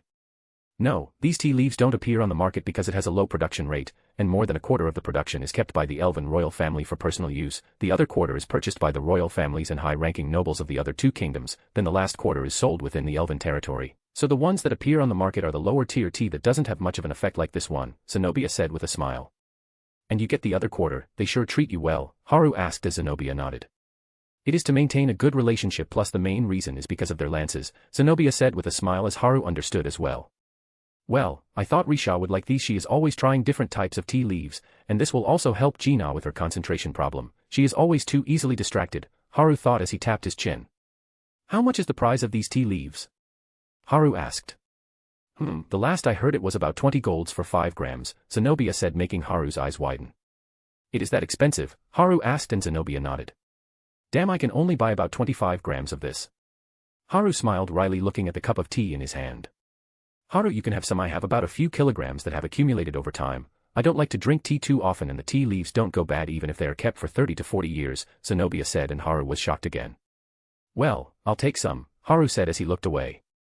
"Fufu, sure, but Haru, you would have to tell me where you got these sweets from. I never had any of them in Xyrus," Zenobia asked as she waited for Haru to answer. If there are any mistakes or suggestions on how to make the story interesting, comment them down. Write a review. Comment your suggestions. And drop some stones. Bye. Chapter 164, Stay Here. "Fufu, sure, but Haru, you would have to tell me where you got these sweets from. I never had any of them in Xyrus," Zenobia asked with a smile as she saw Haru being a little embarrassed. "My wives made these," Haru said with a smile as the cookies were made by Kane and the cakes by Risha. Haru swore that these two have bewitched him with these sweets. "Oh, okay," Zenobia said as she was a little sad, but it was something she expected. "You don't look surprised?" Haru asked. "Well, I kind of guessed it, as Haru is an attractive man with a kind and lovely personality," Zenobia said as she blushed at when she realized her words. I forgot to get the laundry for today." Zenobia quickly stood up and ran out of the library. "Well, if I was like Zenobia said, I wouldn't have multiple lovers now, would I? The author is at fault for this, for not knowing how relationships work." Haru shook his head. Stop dissing me, fucker. I already have a few people here that do it every chance they get. Haru heard a voice in his head but ignored it and started reading again. Soon it was afternoon without him noticing. Yo, big bro, come down for lunch. Randall came in still dressed in his academy uniform. Okay, but you still didn't go back to the academy, Haru asked as they walked out of the library. I see, you are already trying to get rid of me. Anyway, I will be going back with my friend that will arrive today in the evening, Randall said with a grin as they reached the dining room. Why you came, Haru? Zenobia, who was placing the food on the table, blushed as she saw Haru. Yeah, should I go back up? Haru said as he was about to turn back, but... No, it is fine, eat a lot, Zenobia quickly said, and Haru nodded. Why does the atmosphere feel weird? Randall was tapping his chin while looking at Haru, who sat down at the table. Whatever, I can't figure out what is going on. Randall gave up and sat down on his chair as they ate their lunch silently. After the lunch was finished, Zenobia gave Haru a cup of tea. Haru, did you find the books you were looking for? Zenobia asked. Yeah, but it will take me a few days to read them, so I will be troubling you, Haru said with a smile. That isn't a problem, please feel free to come by. And if you are okay with it, you can stay in the free room upstairs. Zenobia said as she looked at Haru nervously with a tinge of red on her face. This might not be a bad idea. I need to stay near her to get the spies. Their main mission was to kidnap Zenobia anyway. Even though the person who came was a weakling in front of me, if I wasn't here Zenobia would have been taken away even if all the lances were here, Haru thought. Okay, if you aren't against me staying here then I'll take the offer, Haru said with a smile, and Zenobia smiled as well, but there was one person that wasn't smiling here. I see, so this was your plan, you damn pretty boy, you want to seduce my big sis by staying under the same roof as her. I should have known, Randall stood up and pointed at Haru. Sis, I am not going to the academy, I'll stay here so that he can't make a move on you, Randall said as he looked at Haru, who had a wry smile. It wasn't his intention to do any of the things he was accused of. This would help him to get his info faster and help Zenobia if she was in trouble. Okay, you can, but I'll triple your blacksmithing lesson time, Zenobia said with a smile, but... I wonder which elective I should take this year. Randall had already left the room while muttering, making Zenobia shake her head. Even while being the only son of Teach, he has no interest in blacksmithing, Zenobia shook her head. Anyway, Haru, please get along with me, Zenobia said with a small bow. Same, but are you alright with this? Haru asked. It is fine, I am here only during the day. My house is also nearby, so I sleep there unless I am working. I don't stay the night at the shop, Zenobia said as she waved her hand. Okay, then I'll go back to the library, Haru said as Zenobia nodded. Haru spent the rest of the day in the library and was called for dinner by Zenobia. Haru didn't see Randall around, so it was likely that he went to the academy. After dinner, Zenobia showed an empty bedroom to Haru, and this guest room was 100 times better than the inn room. After that, Zenobia went back to her home. Haru just went to the room and laid down to rest for a bit. He had read almost a quarter of the library today and was sorting out the info in his head. Many things were missing in history books, and there was a lack of magic theory books in the library. Most of them were related to artifact creations or blacksmithing, which was to be expected since this is Zenobia's workshop. Her house was also a 5-minute walk from here, so Haru could still feel where Zenobia was with his Kenbunchika hockey. Ka asterisk ka asterisk. Haru looked at the window and saw Rom fly in with a depressed look. It is okay, you will find some eventually, Haru said as he petted Rom. They shouldn't know what happened to their people this fast, right? But considering the soul seal, there might be an alarm mechanism. Haru thought of different possibilities in his head and nodded. It was the correct decision to use Genjutsu and kill them from where their eyes didn't land on him. So even if there is something like a memory transmission thing in the soul seal, Haru's face wouldn't be revealed as the others didn't look at him even once it was an illusion. Other than this reason, the only thing that can explain their behavior might be maybe they don't have anything to do in the beast glades, or they are hidden in a dungeon. Haru tapped his chin as he continued to think. I am back again, what did I miss? Kurumi appeared on Haru's chest in her small fox form. Haru told everything to Kurumi that happened during her disappearance and then went to the beast glades to search for some dungeons and kill the monsters he found on the way. While reading the books in the library during the day and training during the night, Haru spent 1 week in Zenobia's shop. Far away from Daikathan, on a mass of land that looked like a skull with its mouth open and a large curved bump protruding from the northern end. This continent was named Alakria. At the center of this continent, the central domain, there was a towering spire that the people of this continent called Tegrin Selam. This is the house of their god, the one who rules over their continent and the most powerful being on this continent, Argon of Vritra. Inside the spire on the top floor, 4 figures were standing in front of the large metal door that was black with many different creatures carved on a globe, but the one that was the most eye-catching was the snake. The big snake with golden eyes was circling the globe while covering the other beasts. The 4 people standing in front of the door looked at each other silently as they waited. You may come in, a heavy voice sounded as the door opened. All 4 of them walked in to see the magnificently decorated hall with a high ceiling held by black pillars and dark red carpet on the ground. They saw a person kneeling in front of the stairs. The person wore a full black body armor. His skin was dark gray with red eyes, he had ram-like horns coming out from the sides of the forehead, and if you look up you would see a man sitting on a black throne. If there are any mistakes or suggestions on how to make the story interesting, comment them down. Write a review. Comment your suggestions. And drop some stones. Bye.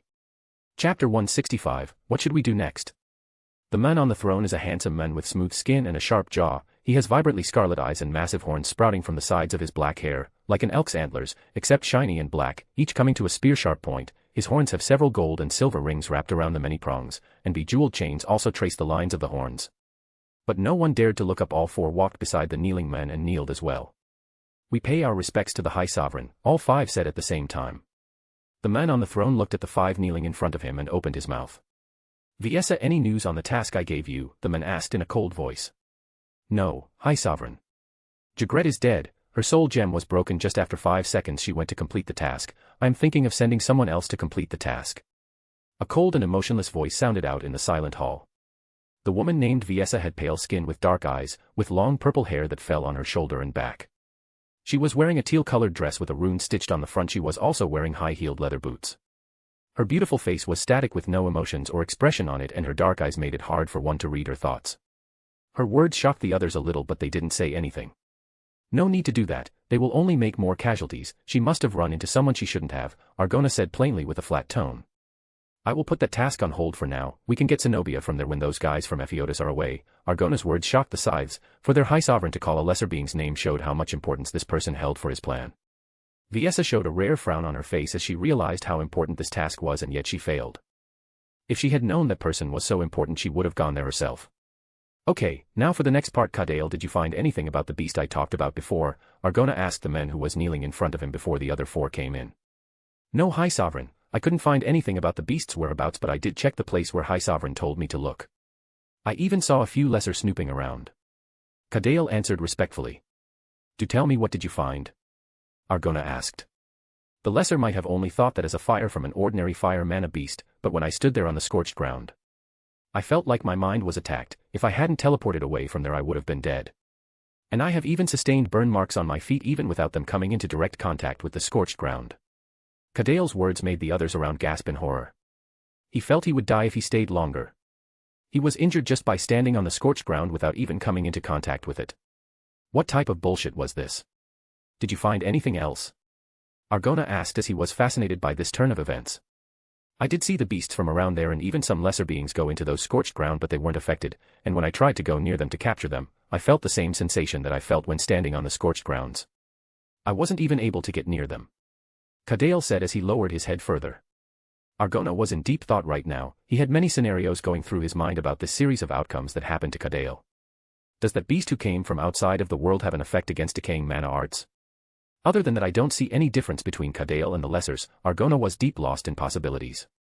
Scythe Kadale, do you expect us to believe that you, a user of Soulfire, felt scared of fire? Ha ha ha, this is hilarious. A colossal man said as he laughed on his own. He was 7 feet tall and had a physique of a titan. He had a long beard and horns jutting out of his shaved head while curving to point forward similar to a bull, with his blood-red eyes. Even with this, Kadale didn't say anything. It was clear that he wasn't joking. So does that mean maybe Jagret ran into this beast? Viessa thought while still maintaining an ice-cold face on the outside. So Kadale, where you really could not find anything about this beast? Argona asked as he looked over. No, High Sovereign, I am sorry to disappoint you, Kadale said. No need to think too deeply about this, as you said before, you have burn marks on your feet, right? Argona asked as Kadale nodded. Then go to the lab and submit a sample of your flesh and skin. After that you will be back to your normal duties, Argona said as Kadale nodded. Then Viessa and Dragath, you two will be responsible for looking over the training of the soldiers and the construction of the ships, Argona said as he looked at Viessa and the 7 feet tall guy. As your orders, High Sovereign, both Viessa and Dragath said. Saris and Melsry, both of you will be going to that island and search for the beast after you finish your current tasks, and if you can't find anything about the beast in a month, bring back Zenobia here, put in your best effort, and if you meet someone from the Azuras, come back as quickly as possible. I don't want to lose my soldiers. Is that clear? Argona said as he looked at the women. I am pretty sure that the one who killed the retainer is the beast, but Zenobia is someone that is eyed by the Azuras as well. So being prepared wouldn't hurt much, Argona thought as he looked at both Saris and Melsry. Yes, High Sovereign, Saris said. She had obsidian horns that glowed like precious stones, contrasting with her pearl-colored hair that followed back past her narrow shoulders. The woman looked like she was no older than 13 years of age with a thin frame and dark eyes. Yes, High Sovereign, the second woman named Melsry. She had silvery gray skin, pure white hair plaited into a tight braid that flowed down to her back, with dark eyes and lips that matched the 2 sets of gleaming onyx horns that erupted from her head and curled sharply back, one pair exactly beneath the other.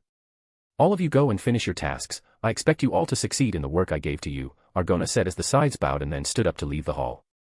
In the now silent hall, Argona rested his back on his throne.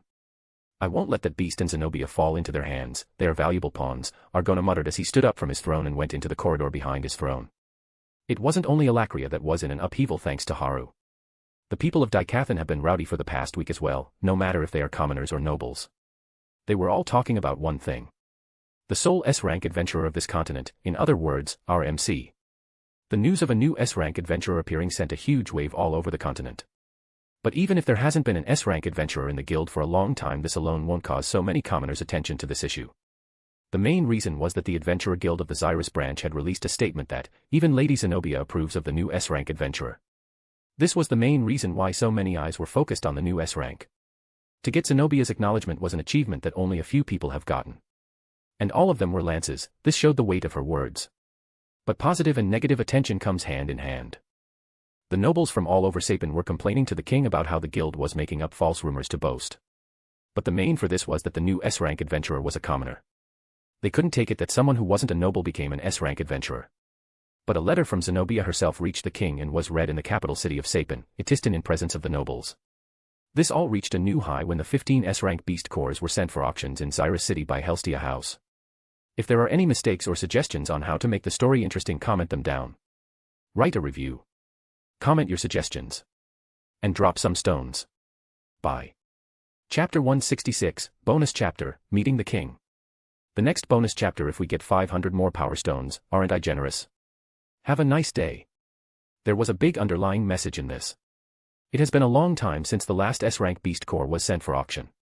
So how could 15 of them appear at once in Xyrus after they just announced the new S-rank adventurer? It was clear even a fool could figure it out. The nobles and a proxy from the royal family of Sapin rushed to Xyrus City to participate in this auction.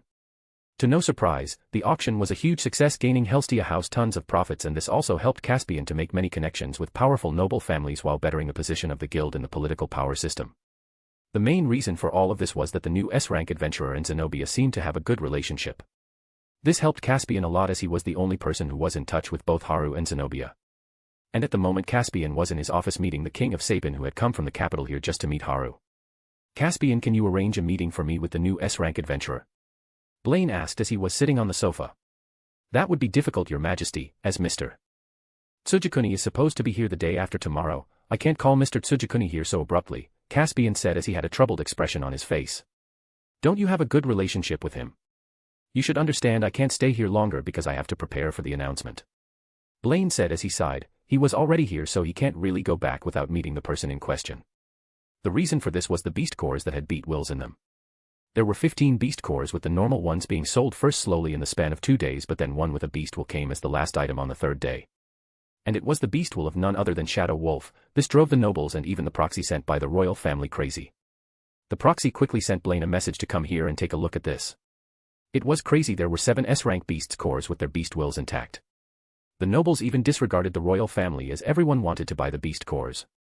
They all fought tooth and nail to buy, with Blaine taking 4 of them and the other 3 were bought by the nobles. At that moment Blaine had made up his mind he needs to meet this adventurer who was able to bring 15 S-rank beast cores. He didn't mind waiting 2 more days if he could meet the new S-rank adventurer, but he wanted to test how close Caspian was with this powerful adventurer. Hearing Blaine's words, Caspian had a wry smile, but he was smiling in his heart. Consider this a favor you do to me. I need to go back quickly. There is barely any time left till the announcement day, Blaine said as he wasn't joking that he didn't have much time. As your majesty has spoken, I can't keep you waiting for long. I will be back in a short while, Caspian said as he stood up and walked out of the room after a light bow. Seeing Caspian leave, Blaine started to make his own plans in his head. Let's see who this person is. He was acknowledged by that Zenobia, no less.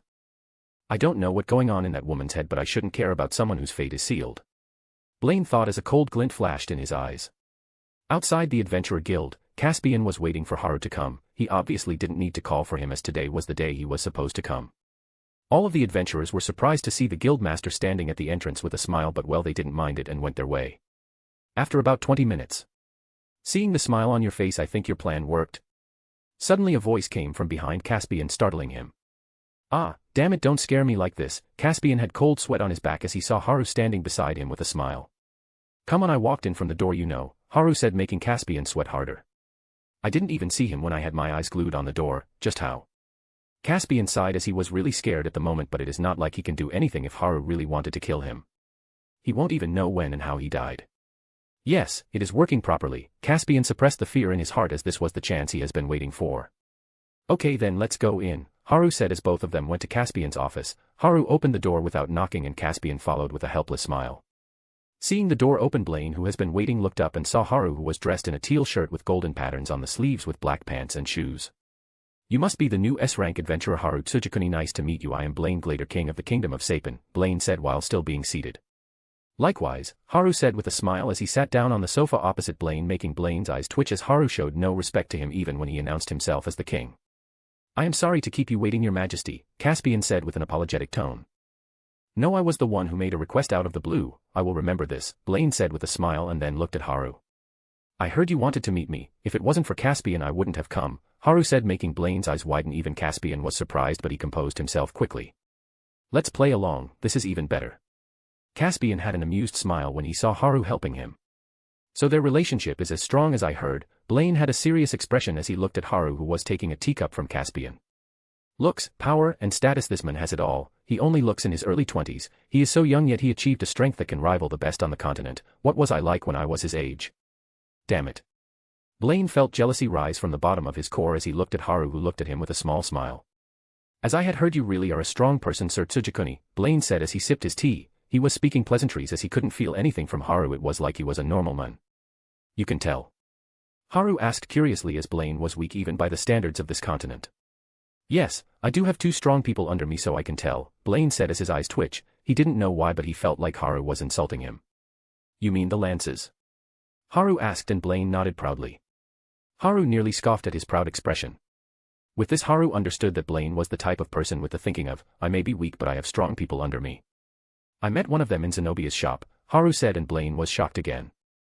So his relationship with Zenobia is that good? Huh, may it be a king or lance. If you want to go in her shop you will need to make a formal request and then you will be answered when she has time. Other than that there is no chance to meet her, plus she never meets 2 people at once, so that means he was already there before Baron went in, and not as a customer but as a friend.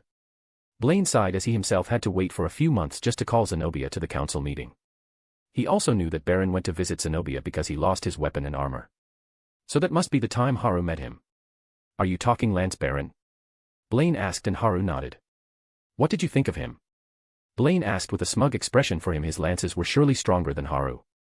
If there are any mistakes or suggestions on how to make the story interesting, comment them down. Write a review. Comment your suggestions. And drop some stones. Bye. Chapter 167, Noble Title. No thanks. Well, I would say that you need to train your dogs properly, Haru said as he looked at the frozen Blaine. Even Caspian was sweating, and it wasn't because of Haru's words but the air around him. Blaine's smug face was frozen in place with sweat on his forehead and back. Even his legs were trembling. He looked at Haru with fear. What happened? How can the air around a person change so quickly in less than a second? Blaine was scared at the moment. Perhaps he was even more scared from the time he met the messenger of that man. What do you mean? Blaine asked in a respectful tone. He dared not behave presumptuously now that he felt that pressure. If Caspian wasn't here, Blaine might as well be kneeling on the ground, but he was king, so he had to maintain a little dignity. What I mean by that is, if you don't train your dog properly they try to bite someone they can't handle. You know what happens when such a thing happens? Haru asked Blaine, who shook his head as fear gripped his heart. The poor dog has to be put down, and in worst case the master of the dog too, Haru said as he saw Blaine gulp in horror. What did Baron do? Damn it, why does that bastard have to implicate me as well? Blaine was scared shitless even when he was the king of an entire nation and the person in front of him was threatening him. Even though Blaine could use this to make the other party pay, but for some reason. Why do I feel like I am a bug standing in front of a god? Blaine was scared out of his mind right now. It was like one wrong move and Dicathan itself can end the very next second. Blaine looked at Haru's red eyes and saw that he was dead serious at this moment. Blaine wasn't even able to look at him and couldn't help but look down towards the table. This surprised even Caspian, who was gulping in terror himself. I understand, Blaine said in a shaky voice. He was thankful that he went to the toilet before or at this moment. Yeah, let's not think about this. That is good, Haru said as the air around him went back to normal like everything that happened was an illusion. Then Blaine, what did you want to talk to me about? Haru asked as he called Blaine by his first name but he didn't dare say anything back. Well, there was something I wanted to tell you about, Blaine said as Haru nodded telling him to continue. The nobles in the capital are targeting you, the main ones are the Wykes family and Ori family, Blaine said and looked at Haru who didn't even bat an eye. They are upset that a commoner became an S-rank adventurer but the main reason is that you are acknowledged by Zenobia, Blaine said and saw Haru raise an eyebrow. I can understand the Wykes family but why the Ori family? Haru asked as he was sure he didn't even meet anyone from the Ori family. The reason Wykes family is behind you is that they have been trying to get Zenobia into their family by hook or by crook for a while now, their family head has even proposed to Zenobia for marriage on multiple occasions only to be shot down viciously. Blaine said as he coughed as Haru was looking at him like, and you let that happen? Haru couldn't help but roll his eyes at Blaine as because this guy didn't intervene Zenobia's reputation was taking a hit as an old man past his prime tried to marry her. One can only imagine his expression if he knew that the man in front of him has also tried to do that. As for the Ori family, well they have a grudge against Zenobia or more precisely her family, Blaine said as Haru was looking at him without saying anything. Okay, I understand, was this all? Haru said as he looked at Blaine. So the Ori family is trying to attack me out of their personal grudge, even though they were the ones that helped Blaine kill Zenobia's family the forgotten Septimia family, they are still trying to pull moves like this, Haru thought as he waited for Blaine. I was here to propose a noble title for Sir Tsujikuni, Blaine said as Caspian's eyes lit up because if Haru became a noble he could avoid many troubles. No, I don't need that, Haru said shocking both Caspian and Blaine. Why Mr. Haru it will only help you there is no loss for you, Caspian asked in shock. Yes Sir Tsujikuni there is no need to reject it this way I can keep the Wykes and Ori family at bay, Blaine said. I don't want to be dragged in your power struggle you get it, let's say I accept the noble title won't I have many noble duties to worry about. I'd rather not, Haru said plainly making Blaine sweat a little as Haru had caught on to his plan but from the looks of it, Haru wasn't angry so he was safe. And about those two families, I told you before right, you need to train your dogs properly, Haru said with a smile but this smile looked different to Blaine, it was almost like the smile of a reaper waiting to take his life. Blaine could actually feel the tip of the scythe on his neck at the moment. I guess I will have to deal with these nobles, if only I could get their help, Blaine thought but he sighed he knew that he was nothing but a pawn that could be discarded. Okay, Sir Tsujikuni I understand, Blaine nodded with Haru smiling at him, there was no way in hell he was falling for such a cheap trick. Then I will be going back, I need to get back to the capital to make arrangements, Blaine said as he stood up after shaking Haru and Caspian's hands and then left. Haru was now on the way back to Zenobia's shop as he looked at the black card in his hand that had his name written in gold on it. I didn't know I would get so much money with 15 S-rank beast cores, well whatever I made a killing, Haru reached the shop all happy and went inside. Haru didn't find anyone in the hall and knew that Zenobia might be in the basement working. In the last week, he had seen the whole building and the forgery was underground and Zenobia worked there pretty much the whole time while rarely coming up once a day for food. Haru was about to go upstairs but... Ah, Haru you're back, Zenobia walked up from the stairs that lead down on the right. She was covered in sweat while wearing a sports bra and shorts which reached her mid-thighs that clung to her figure highlighting her curves even more. Zenobia wiped her sweat with a towel that was on her shoulders without being shy about her current excess skin exposure. Haru had come to know one thing in the week he had lived here. She just doesn't feel shy showing off her body. The first time Haru saw her like this he quickly turned around because he thought that Zenobia had forgotten that Haru was here as well. But that wasn't the case. I mean, does it bother you Haru? Zenobia asked with a straight face as she looked at Haru who shook his head. What can he say anyway? Would you say no? Well, it was quite different from how she would blush sometimes when calling him by his name but she has no qualms about showing her body. I guess, everyone has their quirks, Haru shrugged as he didn't mind it anyway. Yeah I had to meet Caspian for my adventurer's card, Haru said. I see, then Haru can I trouble you to meet someone? Zenobia asked as she looked at him. Well who is it? Haru asked. Cynthia Gutsky, the founder of the Xyrus Academy, she asked me if she could meet you. Zenobia answered. I was planning to meet her anyway, and considering Zenobia she won't arrange a meeting that will be detrimental for me, I have to know her better in these past days, so I don't have to worry much. Haru thought as he saw Zenobia waiting for his answer. I guess it is alright if it is just to meet her, anyway I trust you, Zenobia, Haru said with a smile fluttering Zenobia. Oh okay then I'll say you agreed and we'll meet her tomorrow, Zenobia said. Haru nodded and went up to the library. Seeing Haru go up Zenobia felt her face burning up and she quickly shook her head. He said he trusts me, Zenobia thought as she smiled beautifully without knowing it herself. Then she went to the kitchen to have a quick bite after sending the answer to Cynthia then went back down to the basement to continue her practice all while skipping around happily with a smile. If there are any mistakes or suggestions on how to make the story interesting comment them down. Write a review. comment your suggestions. And drop some stones. Bye.